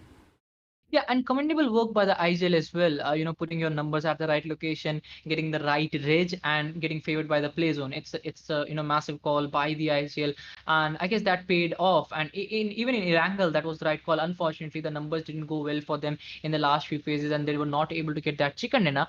But again, they came out on top in this one, and they had their numbers up and running for them. They had the best positioning inside the circle, and yes, they got the reward for it.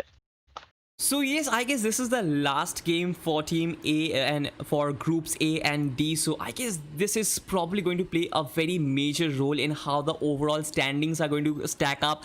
I'm expecting some of the teams from these 2 groups to be, assuring their place in the semi-finals. I am definitely wanting to see which are those teams who are at the top. So yes, the points table will be coming very soon, but talking about the match, it was definitely a unique circle. We saw something which was unlike most of the Miramar matches, right? You never really see those shore circles where players are there everywhere. You have players hiding underneath the water surface, and then there are kills being popped off here and there.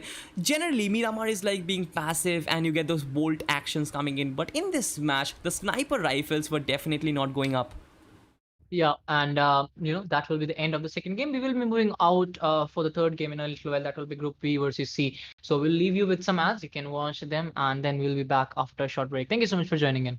Definitely. We'll be back after a short break. Don't really go away, because we will be coming back with more games from Group B as well as C. Goodbye. Okay, let's go.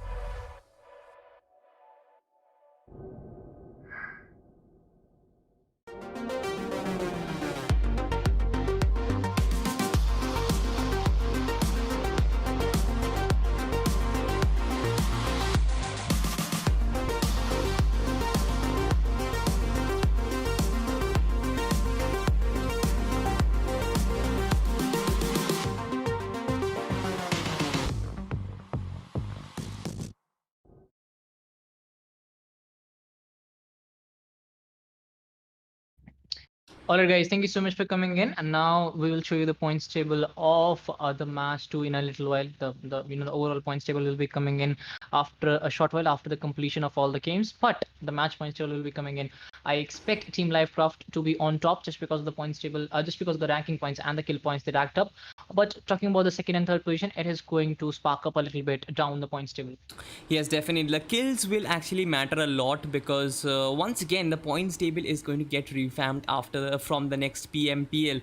Chicken dinner does not get as many points as they used to early on, but right now there will be certain amount of changes. But once again, let's have a word for our sponsors, man. Our streaming partner Loco. But I guess let's just show the points table first, and then we will be continuing. So yes, as usual, LIVECRAFT is on top with 11 kill points and 15 position points, 26 points in total to show off. Rogue Nation with 12 points as well as 6 kill points. We have 18 point Rogue Nation in second. Maximus with 5 kill points and 10 or 15 points. Total team GG with 10 points, 9 kill points. That is a lot of kills, but yes, the fact that they got eliminated very early on is going to hurt them. TENET with 8 kill points, 8 position points and 1 kill point at 9 points, and Nox Official with 8. DROGONITexPGS as well as with 8. XFACTOR with 8. We have Hail God's Reign as well with 7 points. Raven Official with 5 points. A lot of teams are here with a huge number of kills. So I guess things are going to change. Dinker, what do you think? I guess things are going to change with a lot of kills. It being a kill-centered game and not being a camping-centered game. Position points are going to matter a bit less from now on. Yeah, well said. And if you talk about the second chart of the points table, it's not much different from the other matches. If you talk about that, MYM coming out at 11th position with a total of 4 points, and if you go down the line, you have 100cc Esports coming in with 0 points. So there is a total of only 4 points difference between the 11th position and 20 points. Obey coming up at 12th position with a total of 3 points. Top Esports with 2 points, they have managed to get to 13th position. MRZ also with 2 points, they have come up at 14th position. And XPAC again going out very early into the game, they have come up at 19th position with a total of 0 kills. So that was disappointing from them as well. I guess they're not going to qualify with a total of 6 matches. They haven't got enough points. Platinum Esports coming up at 18th, RIPsport at 17th, TRUERIPPERS at 16th, and 15th position goes to Blind One Hive. Yes, definitely. Something which really excites me is the fact that you do not get a single... I mean, you get 1 point from 11th to 16th position. That is a lot less in terms of how long you have to survive to get inside the 11th spot. So, I guess things are becoming a lot kill-centered. We saw the first chart and a lot of teams were there only due to the merit of their kills. So I guess it is all becoming about a kill-centered game. It is becoming more of your gun skills. You have to be more aggressive about it.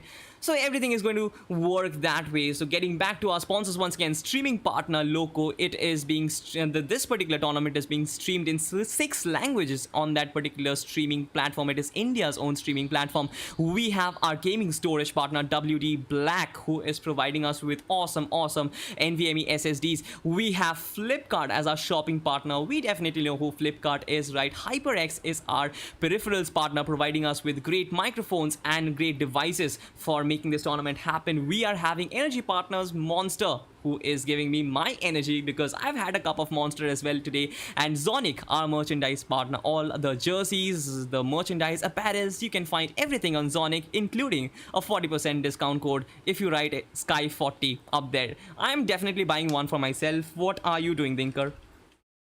Yeah, Zoink is a very good website if you want to get some gaming t-shirts, if you want to get some merchandise, gaming merchandise. There are a lot of PUBG t-shirts as well. I just checked out at that website. You can get those t-shirts at very low cost. You get that 40% off as well to couple it with. So the cost actually comes down to a really low cost. So you can get that at affordable prices. You can just apply our code Sky40 and you're going to get a massive 40% discount. Yes, definitely. We are having giveaways as well. We are having viewers match as well. So stay tuned because there is a lot of events coming up. Skyesports Championship 2.0 isn't just about the bragging rights of playing with the best in the country. It is about the big bucks as well. A massive prize pool of 6 lakh rupees. I haven't seen that amount in my entire life, to be honest. But after that, you have amazing events as well. You have great teams coming in and playing as well. So it is going to be a hell of an extravaganza. I am seriously excited to find out how this rolls out over the next 2 weeks, I guess. We're going to stream the semifinals as well, and I guess they are going to start from 6th. More information will be provided on our Instagram. So if you want to know more about our semifinals, finals, the team participating, the invited teams from PMPA, you can head to our Instagram, and the link is provided in the description. Our Twitter handle is also provided. You can head on to our Discord server if you have any queries about the tournament or about any other query. You just can move on to our Discord server, and our mods will try to help you as much as they can. Yes, definitely, as well as subscribe to this particular channel because it helps us a lot, and as well as follow the page. If you do like us personally, our Instagram handles are given there as well. So Dinker's is given as well, mine is given as well. You can give us a follow as well. It will help us a lot. But talking about the Miramar game, I am seriously not over it. It is still inside my head. I am seriously just remember, just try and remember the second final circle. It was the 6th circle, if I'm not very wrong. There were so many teams, there was so much bloodshed here, and their players were being killed left and right, and one by one it was being absolute manslaughter, and I have no way of describing it as chaos. It was purely chaotic, and that is something which Miramar is definitely not known about. Yeah, and there were very early fights in Miramar, and we saw a lot of teams going to locations like Picaro. 3 teams in Picaro, that's kind of rare, coming on to these big tournaments. But if you talk about Erangel, now we'll be going back to Erangel again. The standard gameplay will be shown by a lot of teams. Erangel is the first map for all of us when we start playing PUBG. So let's see if a standard gameplay will be shown on the Erangel map, or will it be again out of the box performances. We will be see a lot of teams going to No Ripnoy or Puchinki. Will it be a hot drop when we go to Giorgio containers as well? Will we see a lot of teams going YOLO? Will we see a lot of teams racking up a lot of kills? We'll have to see through that as well. Yes, definitely. But once again, they're talking about Group B and Group C. A lot of teams are waiting inside the page 3 and page 2 of the overall standings. A lot of teams are waiting to enter the page 1, enter the top 10. Our countdown is already on, so we will be heading straight inside the match, and let us find out how this turns out to be. Over to you, Dinker. So the flight path has arrived, and finally we are seeing a vertical flight path. But again, the flight path starts from the northern side, Seveni, again the starting point, and it is ending on the western side of Miltapa. It's going to cover most of the locations. If you want to go to military base, you can actually glide over Novoripnoy, and you can reach there. Novoripnoy is accessible as well. Milta is going to be a home for a lot of squads. We are going to see some of the early drops as well, as teams have loved to go towards Zaki shooting range. They have loved to go towards those smaller locations. So let's see if teams will be heading towards those smaller locations again in this game as well. Yes, once again. But talking about the flight trajectory, I guess the southern island will probably be missed. I'm not really sure if a lot of teams are going towards military base. Novoripno can actually be a good drop location for a lot of teams, but I'm not really sure if they are going to take that particular risk. Once again, Circle plays the most important role. But as of now, a lot of good sides have joined in. As I said, 8-bit, one of the most consistent teams. LEGSTUMP, Insane XFACTORS. We have Future Station, big names coming here. I am wanting to see some new gameplay, some new strategies, and some more professionalism.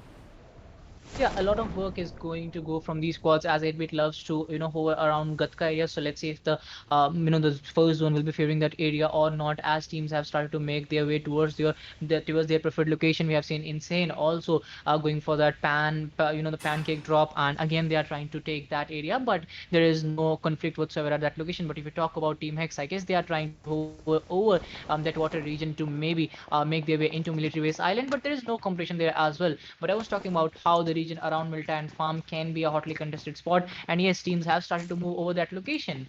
So yes, definitely there is a lot of congestion in the main island, and as I kind of predicted, there is not a lot of teams in the southern side. But talking about the circle, I guess it is a pretty trivial circle. You have some amount of it towards the military base, you have some part of the southern island, but also you have the majority of the main island. Once again, if I kind of predict where the zone is going to shift, it probably will be on the western side. I kind of have a feel where we are going to see a similar circle like the first match, but once again, we'll have to wait and watch out for that. Till then, this is team number 2 on your screens. They are currently in school building and they are looting comfortably.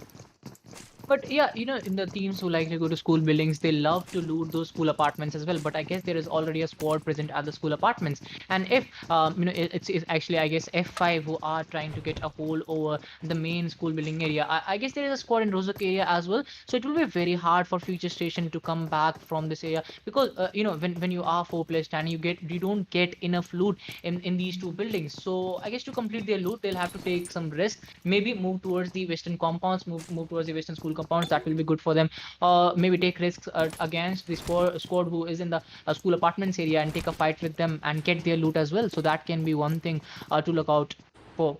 Yes, definitely. If Future Station has actually, if they need to go to the school apartments and take a fight, they need to pop off those energy drinks, those energy boosters, those monsters, especially that I talk about. But right now on our screens, this is team number 4, and they did just have a team rotate right underneath their nose. I'm not really sure. This is Optimum Razor, and he is definitely stranded in between. I'm not really sure if he's going to survive. He takes one player down with the VSS. What do you think? Is he going to survive? He definitely isn't. But yeah, the cover fire comes in at the right time. Razor has been flushed as well. He got that knock to start with, but unfortunately no cover whatsoever. Optimum Genocide finally trying to rush and finally trying to provide that backup, but DD is the guy to go in, as one of his player has already been confirmed.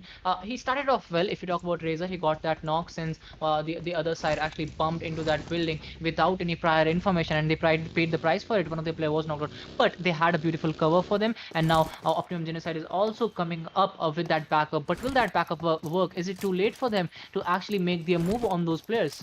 It is kind of late, because right now, because of the fact that you have already lost a player, it is of no use to actually engage in a fight. It will obviously be of a numbers disadvantage. Right now, team number 11 does have a team that is Future Station. Future Station has actually completed their loot in the school buildings, and right now they are rotating towards the Rozok Hill. So a lot of fight is in the proximity right now. We'll have to watch out for a lot of stuff. I mean, Future Station versus LEGSTUMP. I definitely would want to see this particular matchup, because both are huge names in the gaming circuit and anything can happen. But once again, I seriously want to have a word about that entry, that bike entry, that jump shot. It was much like a Hollywood film where you kind of rush in, but once again he paid the price, right?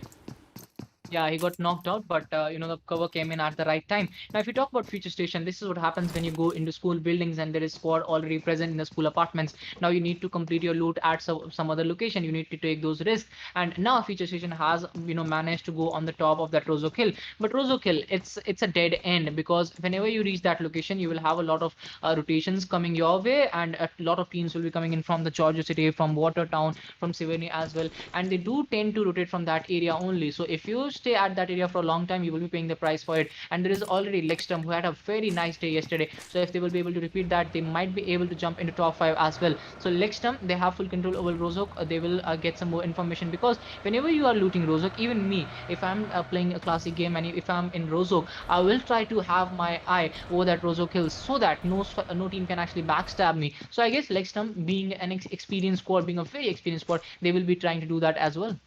Yes, definitely. But once again, I can feel that if team at Rozok can if they are having a look at some other direction, I guess teams from the Rozok Hill can actually gather a lot of kills for themselves. I'm not really sure if that is going to happen. It is going to need a lot of experience. But with that being said, right now a lot of teams are doing their loot. This is at the Erangel, which we know of. Most of the teams are in their own drop locations. They are pretty comfortable out there, and I guess it is the brawl is actually going to start from the 4th or the 5th circle, not before that. Yeah, Watertown also taken by some squads. So this is what I was talking about. Now it is going to be very hard for Future Station to actually complete their loot. Team 7 on the other hand also going for smaller compounds. So we are seeing a lot of teams not taking those risks in the initial game. They are looking for some smaller compounds. And actually, when two teams go for a safer approach, and when they tend to conflict, when their strategy tend to conflict with other team's strategy, that actually makes it an unsafe approach. Too safe approach can make an unsafe approach, and we are going to see that in the later phase of the game. Yes, but talking about Team Future Station, I guess they do have a lot of loot. I mean, the Uzi as well as the Scarl is pretty, it's pretty trivial, I guess. They do have completed the loot as of now. They are pushing for the #1 spot. Yeah, they have been very consistent with their gameplay, but unfortunately, they haven't been able to get that chicken dinner. They haven't tasted the chicken dinner yet. So let's see if they will be able to do that today. Now, talking about Team F5, they have made their way to, the Potato Hill. They have made their way to Potato Hill, and they will be trying to complete their loots by looting those smaller compounds. But Future Station, they have moved towards the western side of school apartments. So we'll have to see if they can complete their loot as well. XP, on the other hand, trying to move towards the eastern bridge, I guess. Yes, it is the no reply bridge, I guess, that they No, are no, no. This taking. is a And military bridge, if oh, I'm not. it's the western bridge that they are trying to take to make their way into the central island. But I guess since there is no bridge camp, so it will be easier for them. And LEGSTUMP coming out of Rozok, they have got a hold of the squad house in a very close proximity to Watertown. Optimum Genocide on the other side has got the better of Frag OP from Team Future Station. I guess things have actually got hot and heavy there. I'm not really sure if they are going to come out on top against Future Station. They are really good in terms of their fight skills, but I definitely want to see this particular fight because right now team number 4 against team number 2, this is going to be a brawl.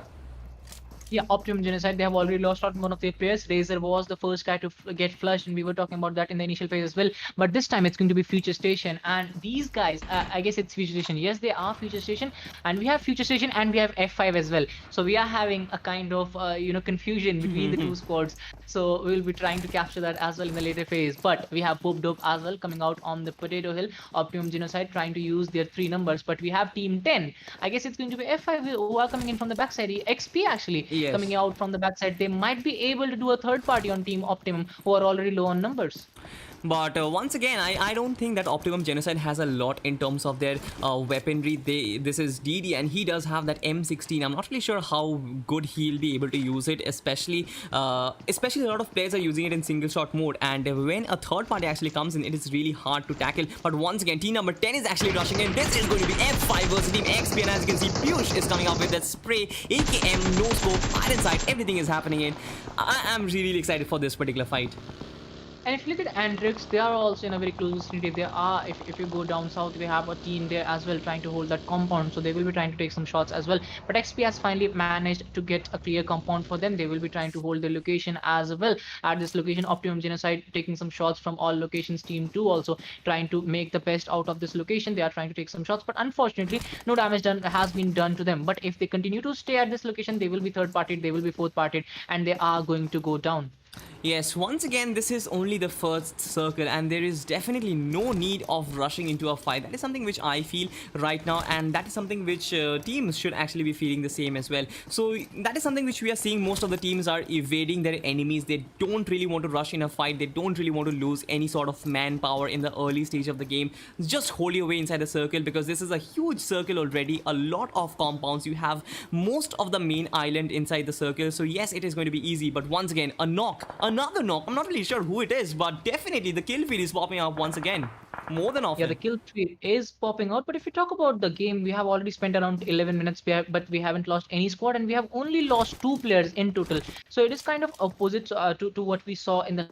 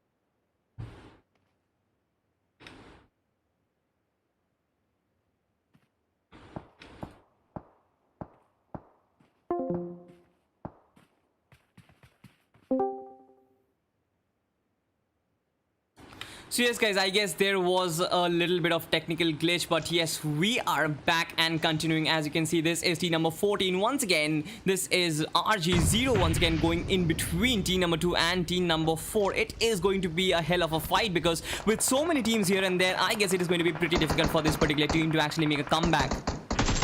Yeah, it's going to be very difficult for these teams to actually make a comeback because, whenever you're going to go in any fight, whenever you are trying to survive with a lot of teams inside the circle, since the second phase also popped in and it was kind of closing in. So I guess it's going to be hard for them. It's going to be very difficult for them to come out on top with a lot of teams already inside the circle, already trying to claim the of the compounds which are present inside the zone. So let's see who will come out on top in this game. We still have a lot of teams. We haven't seen the end of any squad. Yes, definitely. We still haven't seen the end of any squad, but I guess the kills are right now popping up one by one. This is LSS Bhishma FTW gets the better of RG Noob YTB and one other kill. I guess grenades are being popped up, but right now the kill feed is actually going all berserk. This is the second circle and teams have started to engage their opponents right now. This is Optimum Genocide DD and we are still seeing this particular team holding back the enemies. On the other side, this is Blind versus Team Hex going on. This is team number 5 versus team number 6. Who is going to come out on top? Yeah, actually the numbers are not going in any team's favor. So yes, we still have a long way to go. And since circles will start to close in some later phase, we'll have to see who will be coming out on the top in the later phase of the game. Yes, with that being said, this is Blind Psycho's brilliant spray coming in from that M416 6x scopes. There is absolutely no recoil in that weapon. I mean, players have grinded their way so well that they have actually mastered each and every weapon in the game. That is something which is really important if you want to play at the highest stage of them all. But right now, Team Blind with only one kill, where they still have all their players alive, that is something which is really good. But the Pochinki area seems to be dense. There is Team 8-bit, there is Team number 6, there is a lot of teams here and there. Anything can happen from different directions. Battle Royale feeling is coming into play, buddy. Yeah, Pochinki was kind of in the heart of the circle in the initial phase, as well as we were talking about how the circle is taking a normal shift, how the circle is taking some, it was taking some part of Central Island, it was taking some part of Sivini Island as well. But when we are going down, when we are actually going down the phases of the circle, as the third circle has popped in on Rozhok, let's see how the teams will manage to get out of Pochinki, because we saw a lot of cluttering in Pochinki area, but now it's going to be very hard for them to get out of this location, because a lot of teams are coming in from the southern side. If you talk about the south eastern side, to be precise, there is team number 3, team number 10 as well. ANTRIX coming in from the eastern side. They are also thrown out of the circle in the next phase. So let's see how they can counter that thing. Yes, definitely. The circle, as you can see, has actually shifted towards the northern side right now, and most of the teams coming in from the southern side, as you said, are completely thrown astray right now. Team number 5 finds Team 8-bit on taking the rotation once again. I guess the spray is going to come in. Will it connect? Will it be getting a knock? I'm not really sure, but Team 8-bit generally will move out of that particular spray pretty easily. Once again, the zone is playing a spoil sport. A lot of the teams, just have a look. I mean, 17 teams are still alive, and right now most of them are trying to enter the circle one by one. They are catching teams off guard, they are catching teams off their covers, and I guess it is easy pickings once again. I really feel that this is a fault of not taking early rotations. Just have a look. This is team number 13 completely out in the open with so many teams. This is an absolute brawl. This is an absolute chaos going on in that particular hill. But talking about the school apartments as well, we have some of the teams there as well. So ANTRIX actually trying to give up on their positioning, where since they were outside of the circle, so that they didn't want to engage in that fight. They have finally moved their way into the circle. Conception finally coming into those fights, but their player are being picked apart. They are getting knocked and confirmed. Now some teams are trying to commit to the school apartments area as well. We saw 8-bit committing to Pochinki, as Pochinki is on the edge of the circle, so it will be knocked outside of the circle in the next few phases. But still, 8-bit, they don't like to go into the circle in the first few phases. In the first 4 circles, we haven't seen them going into the center, not committing to the center. But when the 5th circle, 6th circle comes in, they try to take command of a good compound. As soon as the zone forms, they try to rotate very early, and they try to take full command over that area to get a lot of kills. Even if they're not taking initial kills, they try to get those kills. They try to compensate for that in the later phase of the game. But still, 8-bit will try to survive with their good numbers, and after that, when they go into the later phase of the game, when they go into the later phase of the circles, they will utilize those areas, they will utilize those numbers, as Blind Williams will be be trying to take some shots on 8-bit as well. He will be trying to process that information. He will be passing on that information to his squad mates as well. Yes, definitely. But once again, in Pochinki, we have two teams. We have Team 8-bit as well as Team Blind. This is going to be a flying move. This is going to be a flying battle if it actually breaks off. I am waiting for both of the teams to engage each other. But right now, Team 8-bit is doing a phenomenal job holding back their opponents. Team Blind definitely will try and take some shots. But on the other side, Team Hex is actually pulling off a stunner. Glitch has just been taken down. And I guess one by one knocks are being pulled off. We are left with 17 teams right now. 63 players are only surviving. So yes, we have seen some casualties starting from the second circle. That is something which is a bit early than I expected. But once again, it's better late than never. Yeah, it's better late than never, but King, they are in a lot of trouble as well, as Team XP trying to create some separation, trying to create some openings as well. They have popped in some grenades, but this fight will be going on after going outside the circle for Team XP, as they are stranded outside that compound. They will be trying to pop in some grenades. Maybe a knock or two can get the job done, but those knocks are not coming, as Molly has connected on 14 only, so he will be going down, and the Molly is doing a lot of damage to him. Yes, definitely. The Molly is out there. The blue circle is out there. And if you actually move out of the compound, you have the enemies out there as well. Right now, we just saw one player just get taken down. Team number 10 will be on the back foot. This is team number 5 who is rushing in. They will be pressing against their opponents right now. This is going to be an easy squad wipe. If, I guess, team number 15 do follow a very disciplined way of rushing in. As you can see, this is Max out. Max out gets taken down. One by one, team number 15 is just ripping this particular team apart. Team number 10 only having one player to survive. I don't think Kala will be able to survive. What do you think? And yeah, the fourth circle will start to close in a matter of 45 seconds. So King will try to complete this fight as quickly as possible. And yes, they will be doing that quite easily. And now since the circle is clear, the way towards the zone is clear for them. So now they will get into their vehicles. They will start to move inside the zone. The fourth zone is kind of supporting the school apartments area as well. So teams who are on the western side of the school apartments area, they will have an easy way inside the circle. But after that, when the circle gets out of here, how will they get out of these locations? Because the teams who are on the surroundings area, they will try to blow up those vehicles, and they will try to cancel out the mobility factor for these teams. Let's see how well they will counter that thing. This is an absolute crowded area. The school apartments having 3-4 squads. In the neighboring hills, you have another 3-4 squads out there as well. This is team number 5 battling it out there. Team number 4, team number 18, team number 11 is going out for that third party. Team number 12 is in the vicinity as well. So many teams in the mix. I guess this is perfect battle royale. This is perfect battle royale. And with that being said, I guess kills will be picked off from any angle. You have to be really careful about where you are placed at the moment. Yeah, team 18, 4 and 13, these three teams are in school apartments on the eastern side of the circle. We have also team 12 and team 5 in a very close vicinity, so that fight might start in a little while, as well as team 11 trying to make their way into the circle. If we talk about the circle, it has taken an eastern hardship, supporting 14 squad who were outside of the zone, who were fighting outside of the zone, but they finished that fight, considering the time that they had in their hands. They utilized that really well. They got that knock to start with that molly, and after that the confirmations came in as well. But now they are inside the circle, but since they are on the edges, the zone is going to go against them. I'm expecting a sudden shift. Yes, definitely. But as you can see, the circle is going for that southern shift, and right now most of the teams in the school apartments will kind of be thrown off guard. They will have to reposition themselves as well. But once again, with so many teams coming in from the southern side with team number 16 and other teams coming in from the southern side of the blue circle, I guess it is going to be easier for them to enter. But once again, with so many teams knocked down, I guess this particular team, Team Titans, will be in some real danger. One single grenade popped up, I guess they are as good as dead. Yeah, and Insane also coming out on top this time. They have also got a total of 2 knocks, but Concept Kills are finally making a name for themselves. They were going down very early in the mid game, but now finally they have managed to get a few frags. F5 on the other hand also trying to take some shots, but they will be shut down by Blind, as Killsum gets another. Insane Spray God is starting to get some kills as well for his squad. So Insane finally making a name for themselves. They only had one good game out of the 4 games that they played in the last 2 games and in the last 2 days, but finally they are coming out on top, and they have made their way to top 15 with some good kills. So let's see how far they will go.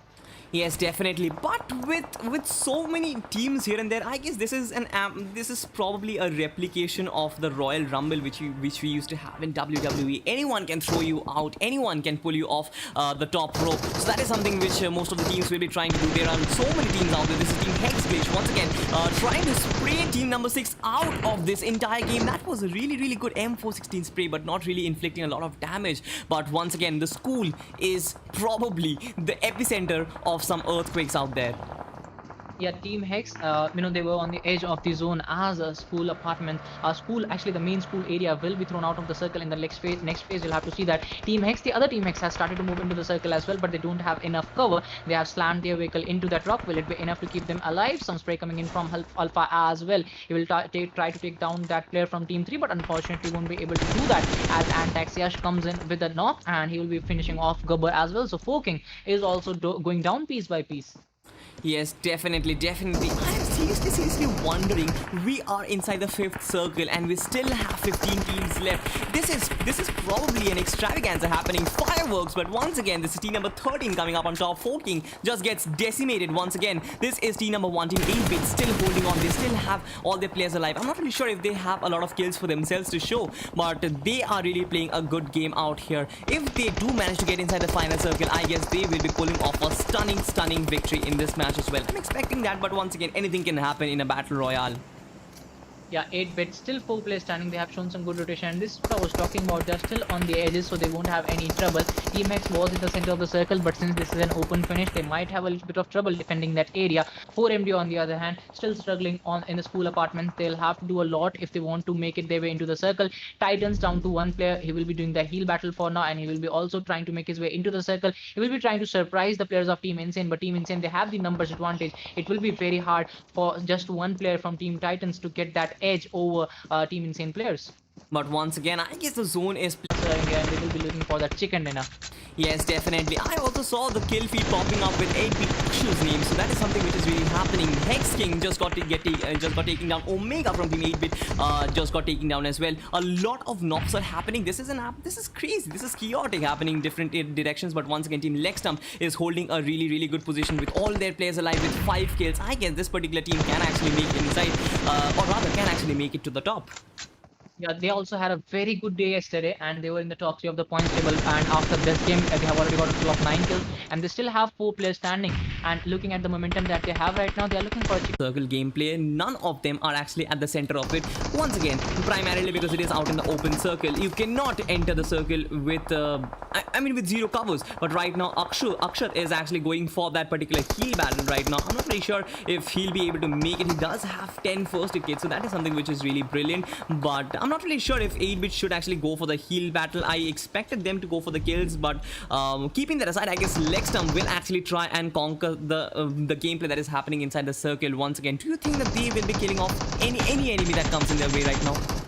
This is what I was talking about. 8-bit, they have been doing these battles for a very long time. As soon as they see that there is no way they can make it to the zone, they don't commit to that. They go for the heal battles, and this has been their strategy to survive. They have been able to make it to top 3, top 2, but they are not able to get that chicken in. And the same thing will happen today as well. As they are trying to do that heal battle, they will definitely make it to the top 3. I guess they have already done it. Yes, they have already made it to top 3, but they have just got 2 kills, so they are kind of passive. Yes, they are very consistent with their ranking, but will they be able to get that chicken in the last game of the day, which is going to be Miramar? Yes, especially you kind of pull off a very good point right now. This is all about LEGSTUMP versus 8-bit and how long the heal battle works. I'm not really sure if it's going to work for long right now. Only 1 first aid kit is left, and I guess Team LEGSTUMP will actually get the glory for themselves. Probably the zone will do the damage, or LEGSTUMP might actually spot this player down. 15 kills chicken dinner is coming in. This is 8-bit Akshat, who is trying to actually rush and get inside the circle. That is not going to be possible, and the victory is for Team LEGSTUMP once again. This is a winner chicken dinner. A brilliant gameplay coming in from this particular team. Yeah, brilliant gameplay coming in from LEGSTUMP, and actually we saw the glimpse of this gameplay yesterday as well. When they were playing out of the box, they did really well to come up on top yesterday, and now the same thing is happening today as well. And if you talk about the kind of gameplay, it was very aggressive. They were trying to take good control over these regions inside the circle. They moved in really well, and they got those kills to start with, and they got the reward. They got the highest reward that can be given in any game in PUBG. They got the chicken dinner. Yes, definitely. But the contrast between two teams, let me just talk about the contrast between the two teams. LEGSTUMP and 8-bit, both of them are table toppers, right? Both of them are playing at the top of the game. But once again, there is a different approach altogether. 8-bit with a 2-kill chicken dinner, which I feel, not a chicken dinner, but yes, a second position, which I feel is definitely not going to be a very good move. I mean, I'm not really sure, but with the new points table and with everything coming up, I'm not really sure if they are going to make it a lot inside the final circle.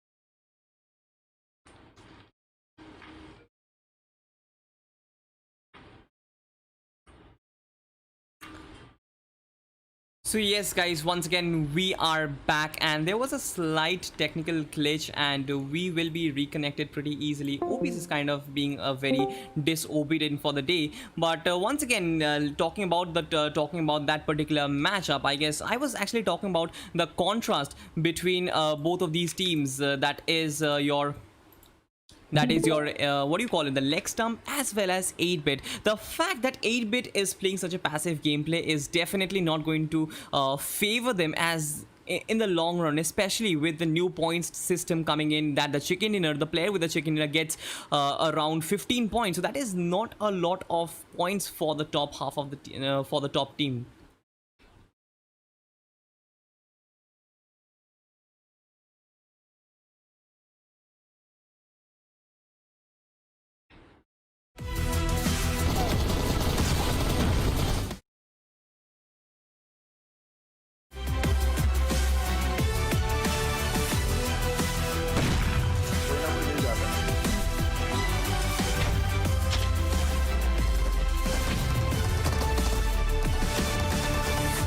Okay, let's go.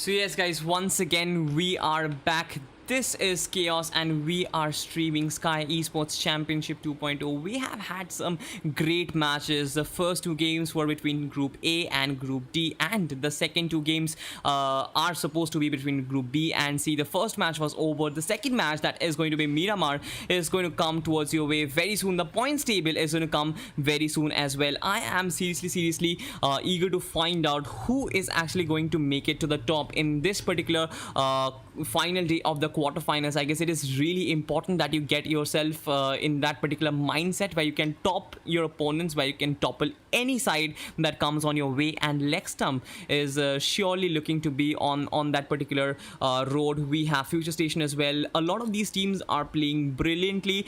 We saw this particular team getting an 11 kill streak, and an 8-bit once again was a bit passive, but they got the second position. Consistency is definitely on point. So a lot of these teams are playing great gameplay. I am seriously expecting another great game as well from Miramar as well. Yes, we will definitely be back after a very short break. Till then, stay tuned because the points table are going to come in very shortly.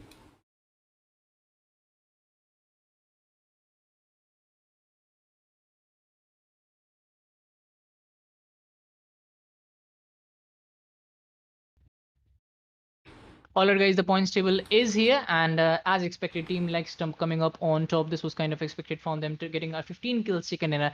That will take their total points to 30. HEXAGON officials coming up at second position with a total of 15 points, just because of the kill points that they had. 8-bit lacking on kill points, but they came up on second position when it comes to ranking points. But unfortunately, because of their kill points, they will be at fourth position. Blind coming up on third. That's a surprise to me, just because I didn't saw them in top 3, but because of the kills that they got, 6 kills, and they are on the third position, drawing their numbers with 8-bit, but yes, they had more kill points, so that's why they are at third position. Future Station at 5th, 11 Brigades at 6th. 7th position goes to ANTRIX, 8th position went to OPTIMUM Esports, 9th position Furious 5, and 10th position went to Conception with a total of 5 kills. Yes, definitely. I was always stressing about the fact that 8-bit is playing a passive gameplay, so with the less kill points, they easily could have been above 20 points, to be honest. They easily could have got above 8 or 9 kills, but yet they played edge of the circle gameplay. But moving on, this is the second page of our standings of match 11. We have 4King in the 11th spot. We have team number 12, that is 4MD 21st Era with 5 points each. Insane and Hexagon Esports have 3 and 2 points respectively, and after that we have Titan and AIM Gaming with 1 point respectively, and after that the last 4 teams with 0 points each. They could not actually get a very special mention in that last 4 is Reckoning Esports. I did not really expect this particular team to get taken out so early. What do you think, Dinker? Is this expected? You know, they did well in the first day. They were on the top of the points table, but unfortunately after that they haven't been able to step up to the mark. Their second day was also bad. They actually racked up only 7 to 8 points in the 2 games that they played yesterday, and the same thing is happening to them today as well. So let's see if they will be able to come back on the on the third day itself, on the last game that we are going to play in a little while. But Reckoning Esports, after a very good first day, they are on a disastrous run on the second day and third day. Yes, definitely. But once again, the last game is going to be Miramar. I'm expecting a lot of bloodshed, but I guess the teams who are at the top, I guess they have cemented their place in the top of the overall standings. Definitely, we'll be getting the table at the end of the day. But once again, I haven't really seen any such special performances coming in. I mean, by special, I mean a team who is not really expected to be at the top, coming up at the top and stealing the chicken dinner, just to, blowing us away with a performance like that. I haven't really seen that particular stuff happening. Everything kind of happened in an expected manner once again. Dinka, you have been watching these matches for the past 3 days now. Have you seen a change in pattern? Have you seen the underdogs performing more, or have you seen a performance boost coming in from a team who has been lying low in the overall points table? Yeah, it has been actually going in the team's way. If you talk about the underdogs, they have done well to surprise the other squads who are coming up on top. But let's see who will be able to make a name for themselves when we are actually going into the fourth game itself, which will be giving us our overall rankings as well. Because if we talk about overall rankings, these teams are playing for the top spot. These teams are playing to get a spot in the semifinals against the top teams. So let's see if they will be able to do that. Let's see if they will be able to make a name for themselves in the ending game that we are going to have. Once again, the strategies will be different for the teams who are already inside the top 10. They actually will be trying to push towards the top 1 or probably the top 5. But once again, the battle is different for the teams who are lying low. The battle is different for them. They have to qualify. They have to enter the top 10 teams. So yes, the strategies will be different. Teams at the top, I guess they will try and play a holding game. They'll try and play a soft game, something like 8-bit. I guess they are wise in their approach. But once again, anything can happen, and you definitely do not want to miss out on that opportunity of being the top team in the quarterfinals. Yes, teams are actually doing their best to perform against the best squads, and teams are actually doing their best to get to the top of the points table, to make a name for themselves. Let's see if they will be able to do that, because it takes a lot of courage, it takes a lot of determination to get to the points, the top of the points table, to actually topple the other squads who have done the same grind as you, who have done the same hard work as you. So the circumstances, the luck might come into play as well, but skills, they top that list. Yes, definitely. So yes, Miramar match is going to start very soon, and here we are enjoying a lot. I hope that you guys, the ones who are watching it from your screens, you are enjoying the same as well.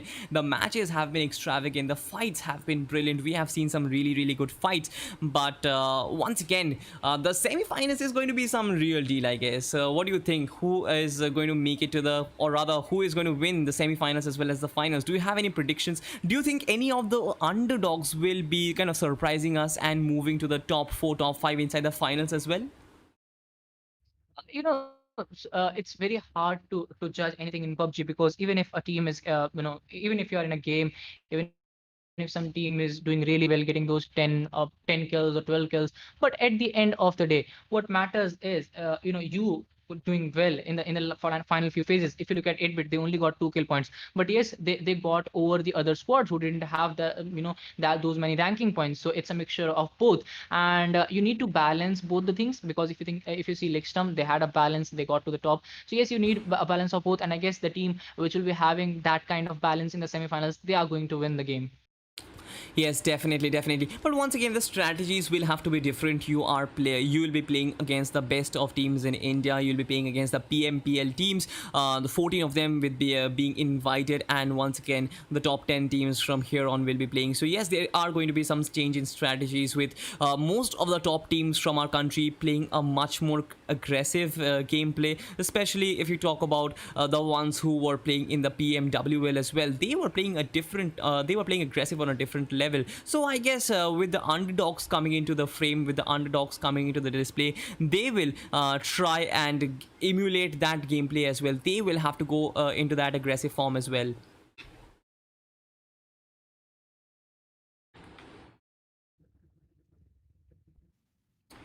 So Yeah, we will have them playing very aggressive. Let's see as the match will start. We are waiting for the fourth game to start. It will start in a little while. And if you talk about our sponsors, it's going to be Loco, our streaming partner. The stream is going on in 6 languages there, so you can actually have a look if you want to actually see where the teams are heading to. And if you want to see those teams in your regional languages, you can head over to Loco. And then we have our peripheral partners coming in as HyperX. HyperX is one of the the top peripherals. If they are providing some top notch headphones, you can see that in the one second. I've just got the message from the management. I'll have to check that. And yeah, guys, everything is fixed. So no, there's no issue whatsoever.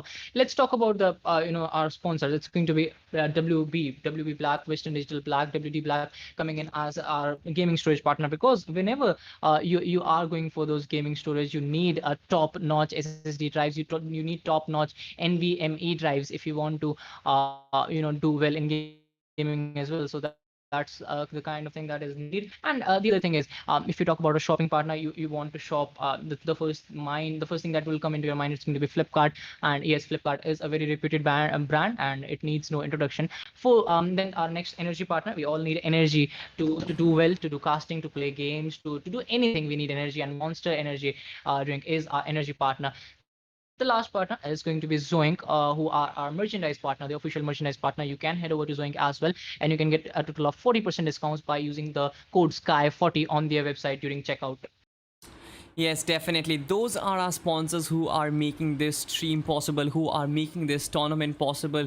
It is definitely a big event, to be honest. Skyesports Championship 2.0. A lot of people, a lot of players from the underdog scene, from the professional scene, wait for this particular tournament throughout the year. Once again, we will be coming back with the next game that is going to be Miramar. Till then, don't go anywhere because we, the casters, Dinkar and Akash, we will be back after a very short break. Stay tuned.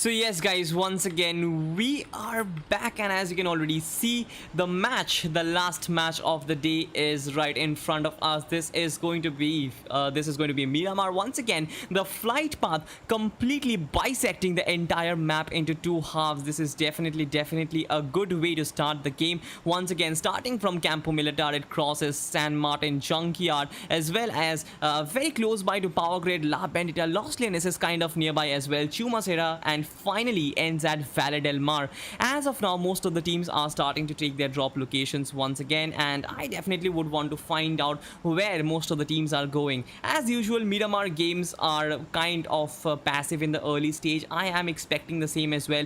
These teams definitely know what they are made up of, what their metal is, and I guess there isn't really going to be a lot of hot drops, especially considering that a lot of these teams would want to get inside the top 10. A lot of these teams are hovering very close to the second and the third page of the points table. Yeah, well said. You explained that really well. If you talk about the teams, they want to go to the top 10. They want to qualify for the semifinals that are going to happen from 5th or 6th of September. But flight path again dividing the map in half. So yes, these teams are going to have to do a lot of things, because if you talk about the last Miramar game, a lot of teams were going YOLO. A lot of teams were taking those hot drops. But this time, this is a kind of a different picture, because these teams are not that far from making it to the semifinals. So they are trying their best to get a good ending, to get a lot of points in the last phase, and again a center shift of the circle, an edge shift of the circle. Yes, definitely. I mean, Miramar has been bringing us with non-trivial circles, to be honest. I haven't been seeing these circles over a long time right now in Miramar. Miramar generally used to have those centralish circles, but right now this is a very southern circle, to be honest, and a lot of ridges. This is very rough, to be honest, in that particular area where Chumacera is. So there is going to be a lot of topography into play. A lot of what do you call it, high ridge shots will be seen from us as well. So yes, once again, a lot of teams will have to rotate from the very far northeastern end of the map, from example Campo Militar, for example, Cruz de Valley, those regions nearby. So what do you think about the zone, Dinker? Yeah, Zoom has again taken an edge shift that is a cause of concern for a lot of squads. We didn't see a lot of things from Team Kerala in the last game, so let's see if they will be able to spark up this time, if they will be able to come up to the top this time. And there is a team in a very close vicinity to them. It's going to be ANTRIX, I guess, Team 13 in a very close proximity, so that fight might start as well. We are seeing some early fights just because the drops are conflicting. In Picaro, I can see two squads as well, so we'll have to see what will be the end of that fight. And I guess Insane Randeep comes out for the confirmation, and 8-bit is engaging in an early fight, so that's very rare, and they have got those knocks and confirmations to start with, but one of their player has been knocked out as well. This is team number 19 once again going hot and heavy against ANTRIX and gets the better of Frieza, if I'm not very wrong. Right now, team number 19 is all out attack against ANTRIX, and I guess the second kill has been confirmed as well. I'm not really sure, but I guess this particular team has changed their strategy. They are going on the offensive, but on the other side, 8-bit. So it's really surprising that they're going all out attack against Team AIM Gaming as well. So, now we talk about Kerala. They were in a very close vicinity to Team 13. Kerala wasn't able to do well in the last game, and ANTRIX also they didn't have a very good last game as well. So now both of the teams trying to lock horns with each other, where Team Kerala has actually got a knock on themselves, and one of their players has been knocked out. ANTRIX have already lost on two of their players, so they have very less to lose. But if Kerala, even if they win this fight and they lose out on a few players, that will be very bad for them going into the later phase of the game. Yes, definitely. Right now, with only 2 players surviving, I'm not really sure if ANTRIX is going to make something out of this game. Right now, on the other side, this is team number 7. One player has been taken down and confirmed. This is Carnage coming up with a third party. If I'm not very wrong, they just shifted focus and gone after team number 7 right now. With 3 teams in the mix, I guess there is going to be a lot of confusion. Team number 19 as well is going to suffer knocks as well. Yash takes that particular player down. Kerala again on the receiving end, as Suprema has been knocked out as well, and now Kerala is down to 2 guys. ANTRIX trying to rush in as there are only 2 players standing. They are going all in. Since they have got those 2 knocks, they know that they can take this fight, just because this is a 2v4 fight right now. It started with a 4v2 fight. Now it's a 2v2 actually. After those 2 knocks have been taken, they won't be allowing them to relax. They won't be allowing them to get those revivals. Then Yash and Carnage, I guess these 2 players are trying to go on a Carnage. Let's see if they will be able to get those knocks and confirmations as Kerala goes for that revival. Yes, definitely. I guess something which is really important is the utilities to come out. You have to use your grenades to assure your kills, because otherwise the revive is going to come in. But once again, something which is really surprising is the fact that team number 7 could not really go for the third party. One player gets taken down. Team number 19 once again making a comeback. This is Mr. OP from Team Kerala. Right now, as you can see, Yash has been knocked down. Carnage is still out there. Do you think he's going to make a comeback? But if you look at Kerala, they haven't gone for those revivals. 2 players are still knocked out. They had a lot of time in their pockets, but still they weren't able to do that. Carnage trying to go in, but Mr. OP, if you look at him, he's lacking those guns. He's only having an SKS. That's why he's not going all in, because if he goes in, his revivals are coming in. As soon as the player gets up and running, the backup will be coming in. So Mr. OP is actually buying the time here, but that time will also allow ANTRIX to get on their feet. There will be 2 players standing in, but that grenade comes in, and that will be one more player from ANTRIX going down. Whoa, that was one hell of a SKS shot on your face. I think he had that M416, but I guess he was definitely shot on bullets. But right now, there is a twist in the tail. This is team number 7 rushing in. This is RVV Tooth, and Toothless is coming in as well. I guess with 2 players knocked down, team number 19 will be handicapped right now. They are definitely not in the best shape to take a fight or take a rush on their face right now.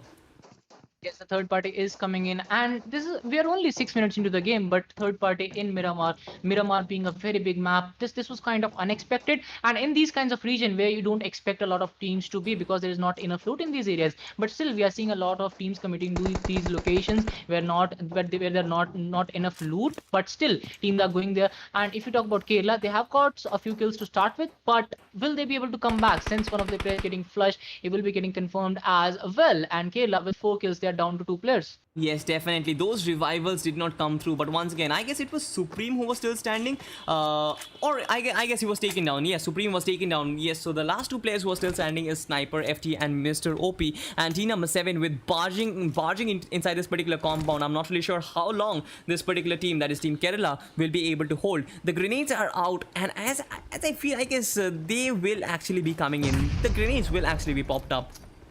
Yeah, he's trying for the perfect timing. As of now, Mr. OP trying to do the same, as we have LEGSTUMP locking their horns with Insane, and one of the players from Insane has been already knocked out. Let's see if LEGSTUMP will be able to repeat that. Yes, they are actually going against Insane, and they have managed to flush out 2 of their players, and this time we are seeing RVB trying to pop in some grenades as well.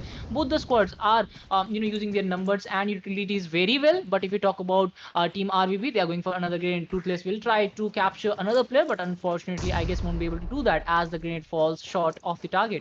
Yes, definitely. But on the other side, on the other story, I guess Team LEGSTUMP is just ripping apart Team Insane AXOM and just bossing them around. And because I haven't seen a trade knock coming in from Insane, it is all LEGSTUMP on the kill feed. I'm not really sure what is happening out there, but something is seriously cooking it. But on the other side, this is team number 7 trying to get this entire team taken down. And as you can see, I guess team number 19 is doing a pretty good job holding them back. Yeah, they are doing a very good job, and even if with the lack of numbers, they are doing it really well. RVB now down to 1 guy. Kerala using their numbers really well. One more player is going to get flushed, but what a beautiful red fire. But wow, what is happening here? It's a 4th party coming in from the top of hill. It was kind of unexpected. I didn't expect that, and that will be the end of Kerala as well. Especially the Skardel 6x. How can that be so accurate? Definitely the prone did help him, but once again, there is a lot of skill, a lot of hours behind the game working in it. But as you can see, this is team LEGSTUMP easily feasting on whatever they have, feasting on their kills, feasting on the loot, and I guess they enjoy 4 kills without suffering a single casualty. This team is on a different level, playing on a different level currently. Yeah, they weren't able to make the best out of the day 1, but day 2 they were tremendous. Day 3 they are doing really well as well. So I guess they are looking for the top spot on the points table, and they have started off on that note as well. They are dominating this game right now. They have got 4 kills, and they have got rid of Insane in the initial phase as well.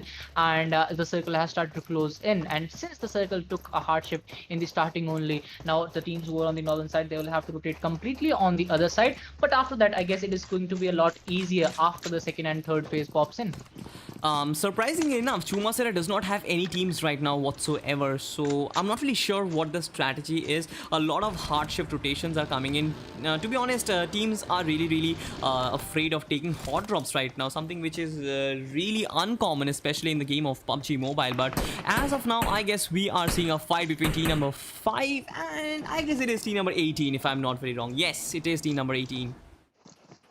Yeah, they will be trying to take some shots. They will be trying to take that initial knock. Initial knock is very important here, as both of the squads are trying to go against up against each other. Let's see who gets the first knock, because as soon as you get the first knock, the numbers on the other side are less, and you can throw in your numbers at an off angle as well to capitalize on that, to actually use that opportunity to finish off the other squad. But yes, the shots are being taken from the other side as well. They are also trying their best to knock out a few players from 4MD in your dream, trying to gather some more information so that a third party doesn't kill them. Yes, definitely. In your dreams, reconnaissance mission is going perfectly. But once again, something which you said is really important. The opening of the fight has to come in, because otherwise a rush is definitely going to be a very risky move. On the other side, this is Williams trying to take the better of In Your Dream. In Your Dream might actually be caught off guard, because he is at a very high angle, and with being such at a high angle provides you the risk of being taken up from any angle whatsoever. So that is something which he'll have to be careful about. But once again, 8-bit versus aim gaming, it's still dragging on, man. It's still dragging on.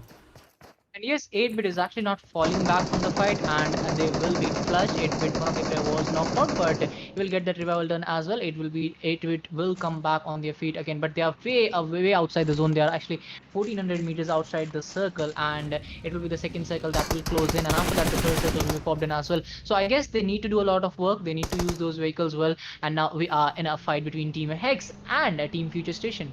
Yes, definitely. Right now, Team Hex is probably on the back foot. Something which you talk about is the opening, and the opening has just been brought in. The second knock is coming in right now. This team, that is team number 2, that is Future Station, they will just barge inside and try and take the better of this particular team, that is Team Hex. Once again, who are rushing away from the scene. Evade from the cops, guys, because otherwise you just might get wasted.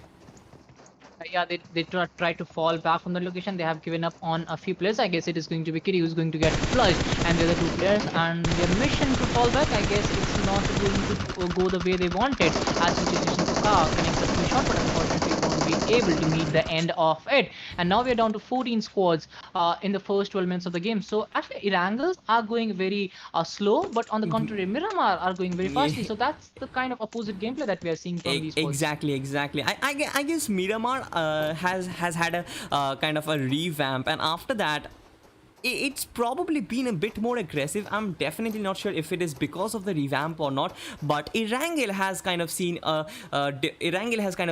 different what do you call it, a gameplay altogether. A lot of teams are surviving right now in Erangel as compared to Miramar. You are seeing a lot of teams coming together in rare locations. The hot drops are being missed. You are missing Chumasera, you're missing some other regions like El Hazar, and you're going for what do you call it, a third party, fourth party in water treatment. How do you describe that? Yeah, these are the kind of gameplays that are not expected in any kind of scenario, and we are seeing teams changing the trend, changing the way they play the game. Erangel used to be a game where you used to see like 17 to 18 teams in the first 10 minutes. Then in the mid game you have had some fight. Then you move on to the top 15 teams. But now the same thing is happening in Miramar. The fights are happening in mid range as well, as we are seeing a lot of squads still in close vicinity. And I guess one of the players from team F5 is going to go down, as he has been surrounded from all the locations. A lot of grenades are also coming his way. So I guess his time has arrived and he's going to go down. But yes, the trend has completely changed. Yes, definitely. Right now, just this particular grenade might just pick him off. That was one beautiful, tasty grenade, to be honest. And RG0 just gets taken down, confirmed with a second grenade coming in. F5 Spooka just got taken down as well. So I guess it is one by one players are being taken down. A lot of assaulting action is being displayed right up here from Miramar. That is something which is really uncommon. I expect more of a bolt action, more of a DMR display, but DMRs have completely vanished from the Miramar gameplay, to be honest. It is all about the M416 6x, it is all about the Scar L6x, and right now bolt actions are almost on the verge of extinction. Yeah, the trend is completely changing. I guess if the the recoil can change with M416, if the recoil controlling becomes a little harder, then the teams might shift to DMR. But that's something up to PUBG Mobile. Let's see if they will be doing that. But talking about the second of the phase of the circle that is closing in, third circle is about to pop in, and I guess maybe it is going to support the teams. something which I really am surprised about is just have a look at how much is the space between the teams. I mean, we have lost a lot of squads on the way. We have already lost 6 teams in the first 2 zones, and that is something which really surprises me, especially considering that this is a Miramar map and not a Sanhok. But once again, I guess right now the battle is going to heat up a lot. Players are going to be more strategic because in the initial phase of the game, teams are coming close together. That is how Miramar is gearing up right now. And when such things happen, your strategies are completely off track. You play your natural gunfighting game. But after that, when this particular phase kicks in, it is all about your strategy, your rotations and everything that you have planned, all your homeworks and everything. So I guess that is how it goes. That is how the flow of Miramar has changed. Yeah, it will be very hard for teams to actually adapt to that. Miramar is a harder map if you talk about the other games. But talking about Conception, they have already lost out on a few players, and now another player goes down. Conception is down to 1 guy, is going to be Killsome. Killsome is normally the sole survivor from his squad. It is a trend that has come into Conception, and Conception has not done well in the past 2 days. So I guess this might be the end of their journey in this tournament. Let's see if they can come up with a tremendous gameplay with an out of the box gameplay that might push them. But unfortunately, just because if you talk about the skill pool here, if you talk about the talent pool, it is kind of same. So it's very hard to pull off those miraculous gameplays in these kinds of game. And Forking is trying to rush in on Conception, and they are trying to get rid of another squad here.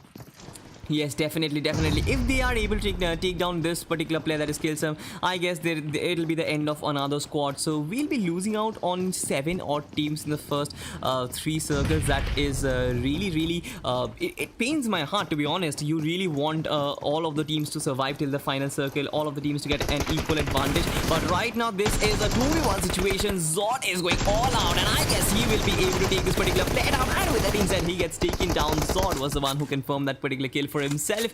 4 kills to show off. Forking on a roll. Zod was really eager to get that kill. He was just rushing in. He's not seeing left and right. He's like, I want that kill. It's like, you're playing classic and you're like, you don't steal my kill. Hey, don't steal my kill. I'm going in. It was like coming in from Zod. And it could have costed his squad if he would have been knocked out and a grenade would have arrived from the other side as well. That could have seen the end of Zod, but unfortunately, it didn't happen that way. Fortunate for them, they have managed to survive. But Omega, again, you were talking about how Skarel is hard to control, but these guys are doing it really well. Yes, definitely. I guess Skarel is much harder to control as compared to the M416. But on the other side, Future State, this is FS, and they are actually going all out against team number 10. And as you can see, Bomb Dope gets taken down. I guess that was really a bad prediction. They were definitely struggling in that particular fight and got taken down. But on the other side, 8-bit on the offensive. This is something which really surprises me. I guess they have learned from their lessons. I'm not really sure, but Akshu gets taken down. And from here on, carry on, Tinker.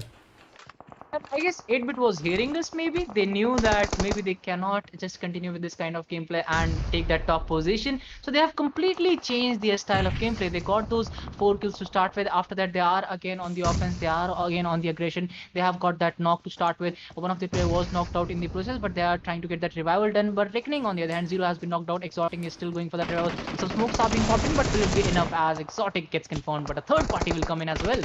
This is the curse of Miramar once again. Fighting at the highest of peaks, you get yourself exposed at various angles, and you get taken down from various angles as well.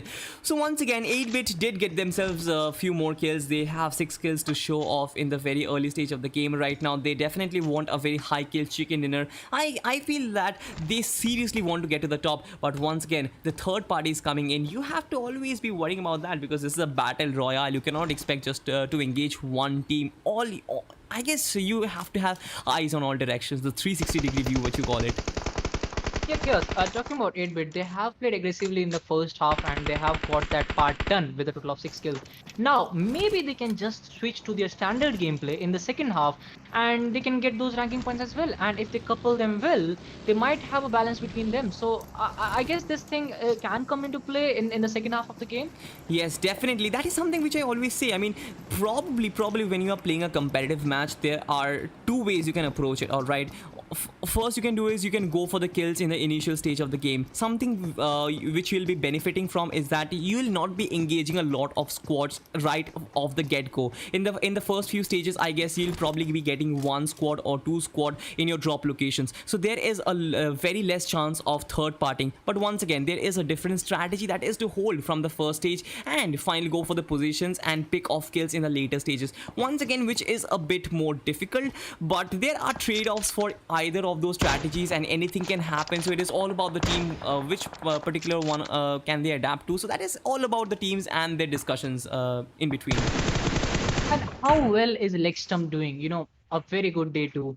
Day 3 coming out on top in first game, and in the second game they have already got a total of 4 kills, and they are inside the circle. And you look at their distribution, they have distributed the numbers well. They have the control over compound, they have control over the ridge on the side of the compound as well. So they won't be allowing any squad to just rush in on them, and even if one of the player gets knocked out, their whole squad will not get annihilated at the same time. So that's a very good strategy coming in from these boys. Yes, definitely. I guess we always talk about formations when we talk about football, but I guess when it comes to PUBG Mobile as well, the formation plays a very big role. Where are your teammates placed? Where are your players placed? Where are the entry fraggers? Where are the supporters? Everything plays a role. But right now, team number 10 is going all out against team number 20. This is an absolute drama going on. As you can see, this is team F4. Okay, they are doing a phenomenal job. They have 2 kills already, but 1 player just got taken down. Team number 11 is on the offensive right now. LEGSTUMP might just take this particular team down. Look at the circle, it's the 5th circle that will start to close in after a matter of 7 seconds, and 8-bit AXOM still on the offense. I guess they're not allowed to get out of fight in this game. They are just being thrown into one fight after another, and they are making the best out of it. It's not like they are going down. They are making everyone pay for the fights that they are taking against 8-bit. Let's see if 8-bit will be able to get most out of this fight as well. As I can see 4MD right in front of them, and 8-bit has the high ground advantage, but the cover is less. They don't have enough hard cover, and yes, they are being shot at as well. Yes, definitely. This is typical final circle. This is a typical Miramar final circle where you play through the ridges, where you play through the smokes, where you play through the vehicles. Once again, you do not get those shores like we saw in the last game. You get these plain areas, you get the open areas, something which is so trivial of Miramar. Once again, 8-bit has to be really on point with their smokes and with their covers, because otherwise it is pretty easy for other teams to take them down. Something which I always stress about is the positioning and picking off kills in the final stages. Once again, we saw a Groza coming into play from 8-bit's AXOM. That was something which I am talking about. Positions and then implementation. You have to execute it. You have to execute your plans. He didn't not only he got that 1 kill, but he also took his squad 1 point above. If you talk about the ranking points, he has made it to top 9 now, as LEGSTUMP Bhishma comes out with that mini coding. Finally DMRs are coming into play, and he got that knock. Bhishma gets that confirmation with that M416. So yes, a lot of teams are coming in, and it will be LEGSTUMP again. Madman picking a fight like a madman at other location.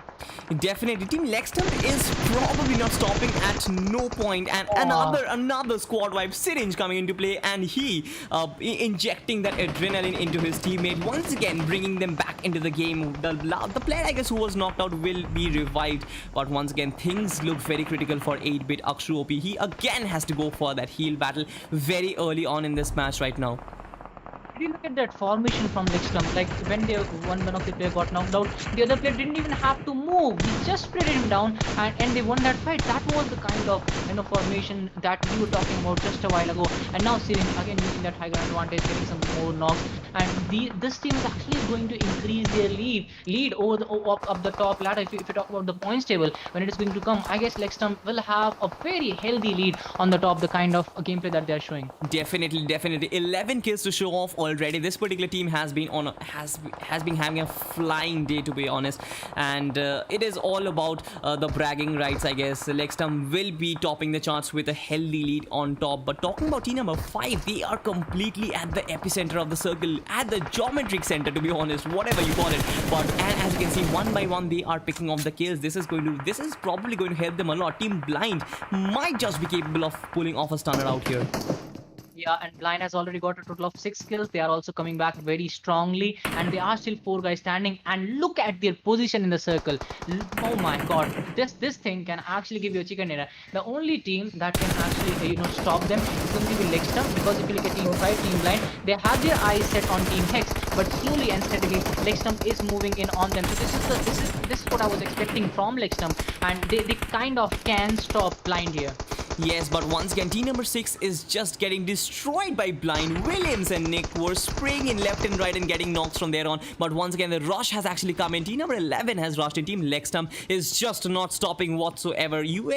Bhishma as well as Joker, they are aggressors, man. They are absolute aggressors. That is how they play. And here we get it. I mean, Blind versus LEGSTUMP. This is something which is extravagant.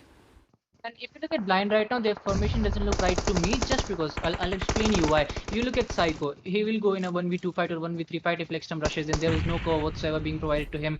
And if you look at the other players as well, they are not in the areas of their teammates. There will be no way that they will be using their numbers well. So we'll have to wait for that. Let's see if Blind will be actually able to pull off that victory from this situation that they have put themselves into right now. I guess there is a numbers disadvantage as well. If I'm not very wrong, Blind is probably a three-man squad right now. I'm not very wrong. I'm not very sure about it. But yes, anything can happen. But once again, Team LEGSTUMP, right now, they are actually going after team number 6. And to be honest, there was a phase when Team Blind was the conquerors of the zone. And you saw that no one was in the vicinity, but just have a look at the rotation which team LEGSTUMP came up with. They are right now competing with this particular team, that is Team Blind. Once again, 3 teams surviving, 9 players still remain. What do you think of this game, man?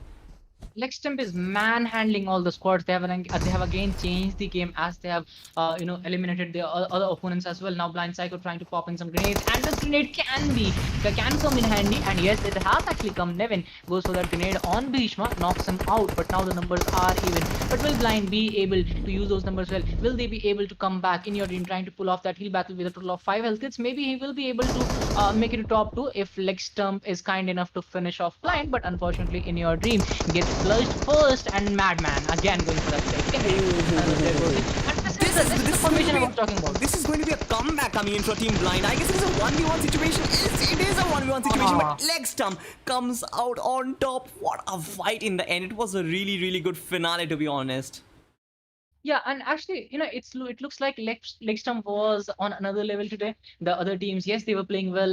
They were playing well, but LEGSTUMP, it was looking like there was no competition to them from the starting only. Whichever fight they took, they didn't have any casualty. If you look at the fights that they took, they didn't have any casualty in any of the fights. In the last fight, yes, there was one of the players knocked out. There were other players going down as well. It was a 1v1 fight at the end. But other than that, it was all one-sided in the favor of LEGSTUMP. Yes, definitely. That is something which I'm going to talk about. I mean, LEGSTUMP has been on a different level. They are playing in their own league whatsoever, and they have faced no competition, to be honest. And especially talking about their gunfights, I guess they have competed against the best. You look at their players, you look at the numbers. They are no underdogs. They have Bhishma, they have Joker. These players are best on their own terms, and the other 2 players as well, they are great. Syringe doing a phenomenal job of providing them pure backup, and that is I guess why this team is doing so well. They are constituted really well, and Bhishma as an IGL is an absolute god. Yeah, we talked about how they use their numbers well and how they were providing the cover to each other. That was the main thing, and that's why they got that chicken dinner. 8-bit falling short of victory here, 8-bit falling short of those top ranking points, but they managed to get those kill points this time, so they will be again on the first chart, and they have been consistently making it to the first chart from the starting itself. So I guess they are going to be one of those spots who are going to go through to the semifinals. But LEGSTUMP, I think if someone asks me to place a bet on which team is going to go through to the semifinals on the top of the points table, it's going to be LEGSTUMP. Yes, definitely. I guess there is no doubt about the fact that this particular team has been racking up. I mean, they got the chicken in the last game as well with 11 kills, and in this match as well, I guess with 13 or 14 odd kills, they got their chicken dinner. So I guess they have a lot to show about. Their gunfights are really, really brilliant. The rotations are brilliant, and they have been playing brilliantly as an overall package. So yes, they do deserve that #1 spot. Even if they make it to the semifinals, I guess they are a top contenders for the finals as well, in spite of the fact that they are qualifying from the semifinals. But once again, talking about 8-bit, I guess even if they make it to the semifinals, I kind of feel that there is going to be a bit of they are going to face a lot tougher competition when it comes to the invited PMPL teams. Yeah, guys, that's it for this match. We will be meeting after a short break with the points table that will be coming in a little while. So please do wait for that. And overall points table will be also shown on screen in a little while. And we will be seeing which team can go through to the semifinals out of these 40 teams.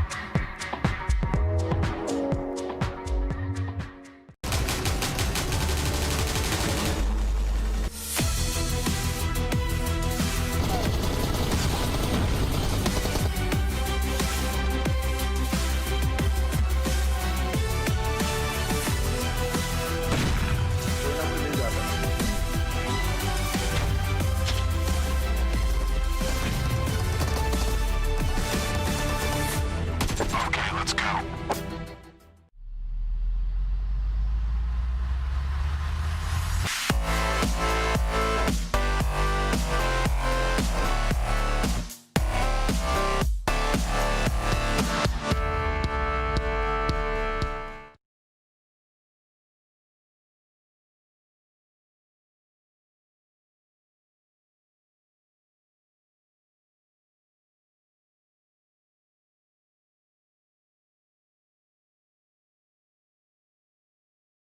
So once again, guys, welcome back. This is me, Chaos, or you can also call me Akash. We are back with Skyesports Championship 2.0 for the day. This is the last and the final day for the quarterfinals, and as you can already see, all the 4 games have been completed. Right now we are waiting for the overall standings, and that is the only thing that is remaining for the remainder of the day, and with that we will be ending our stream as well. It has been a fantastic journey. Today was absolutely brilliant. We saw some great gameplay, and once again between group B and C, it was all about LEGSTUMP. They were asserting their dominance, to be honest, and once again, for a word from our sponsor. So we have our streaming partner, that is Loco. All our matches are being streamed in 6 languages on Loco, so you can watch that out as well. If you want to watch the matches in your local language, you download this particular app from Google Play Store and enjoy India's own streaming app. Once again, for playing games, you definitely do need a very high speed storage. So Western Digital Black will be providing great NVMe SSDs. So we will continue this after the points table. This is the match standings for match number 12, and there you have it. There shouldn't really be any sort of surprise. LEGSTUMP once again at the top with 15 points, position points, and 17 kill points. Are you kidding me? This is absolutely insane. With 32 total points, they have decimated the competition. Blind Officials, once again, a very, very good game, coming up with a 12, or rather a 10 kill second spot with 12 points, 12 position points. They are at a total of 22, but then there is a big jump. We have 4MD 21st era. As you can see, this is a 15-point finish for this particular team, but once again, well played with 5 kills.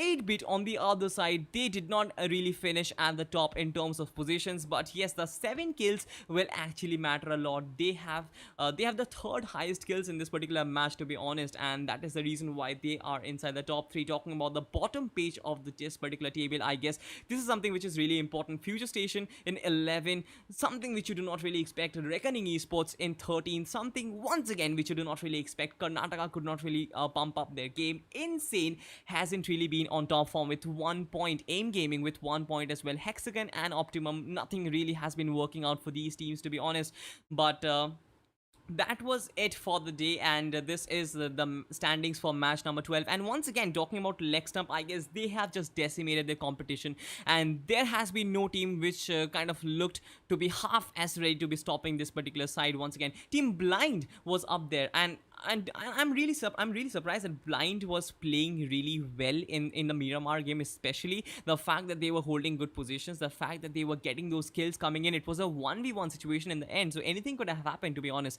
But once again, in terms of the kills, in terms of the total number of points, LS just accumulated a lot for themselves, and there is absolutely no denying that they were definitely the best of squads out there. With that being said, I guess the overall standings will be on the way, but once again, talking about today's day, it was absolutely fantastic. I guess there has been a few upsets, to be honest. Team XSpark and some other teams as well, they kind of messed up big time, man. They seriously deserve to qualify, but I don't think XSpark will be anywhere close to the top 10 because of the fact that they really messed up in today's game as well. They had a bad day yesterday and the previous day as well. All 3 days of the quarterfinals, they were definitely on a subpar level.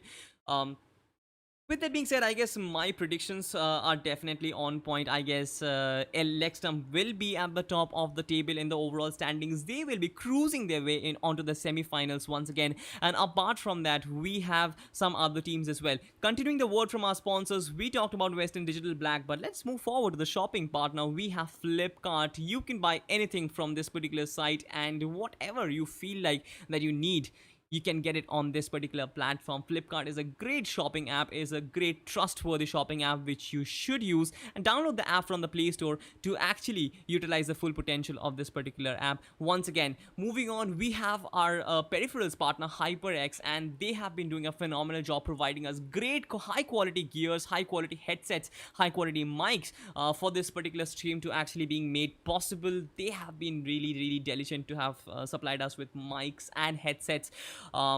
For energy, you definitely need some energy to play games, to cast, and Monster Energy is your way to go. Monster is our energy partner once again, and you should definitely check them out.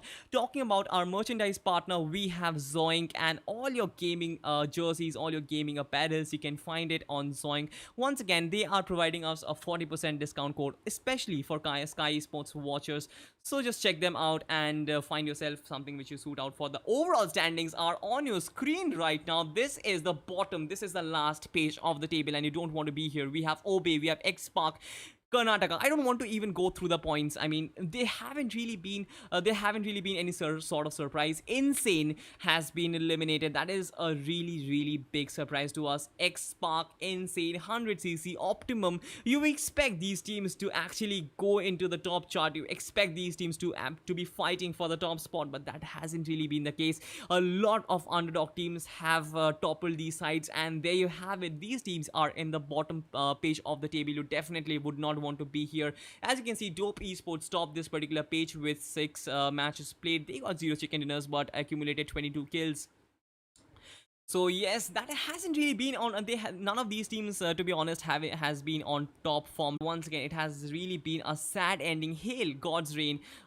You do expect these teams to actually finish at the top, right? I mean, RIP Squad, Raven Brigades, ANTRIX, AIM Gaming, Nox Official, big names in the gaming community, but once again, just failing to prove themselves in this particular scenario. Skyesports Championship 2.0, I guess we have a platform for a lot of underdog teams who have actually made it inside the top 10. I am very much eager to find out who are in the top 3. My heart is paining. Just show me the first page, man. But yes, let's just run through the the second page. We have teams 11 to 20, TENET Official, Maximus Team, Kerala, Reckoning Esports. Reckoning did not qualify as well. That is some really big news. Blind won high, finishing in 33 points as well. XFACTORS not qualifying as well in 33 points. TENET Official just missing out on the cut. TENET Officials, I guess this is heartbreaking with 52 points. They should have been on their way to the top, but not really. So I mean, getting eliminated, I guess they could have racked up a bit more kills in terms of the kills department. I guess they could have racked up 2-4 more kills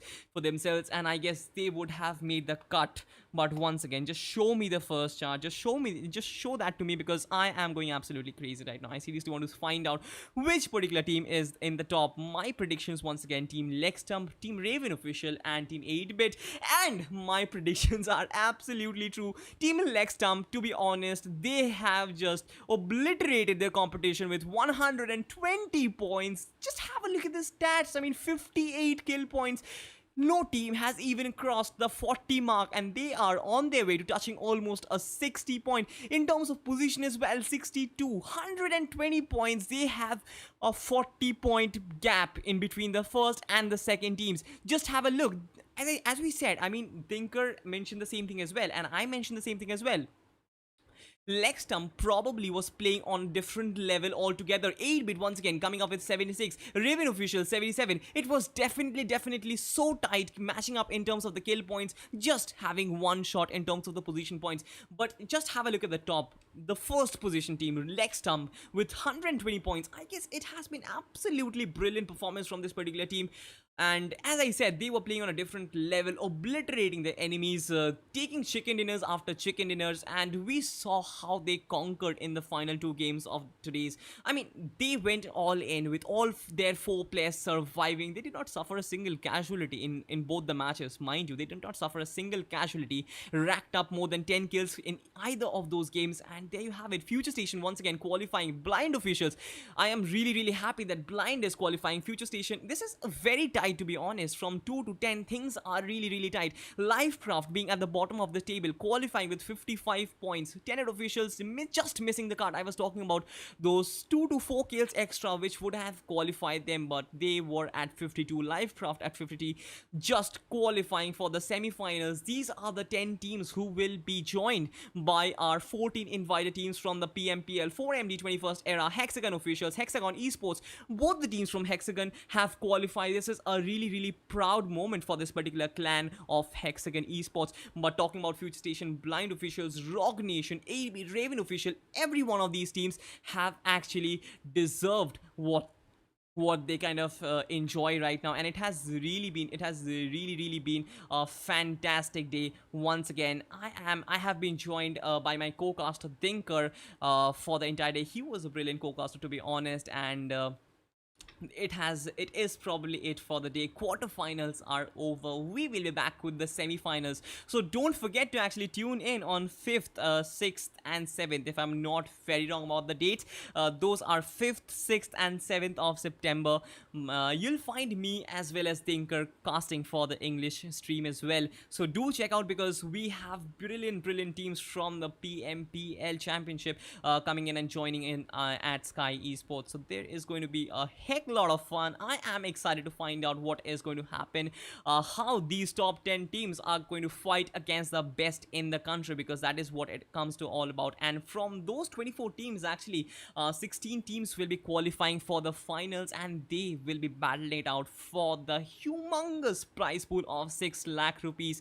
So this is it for me now. This is Chaos, or you can also call me Akash. I am signing out, and with more content, we will be back with the semi-finals. So yes, stay tuned and goodbye.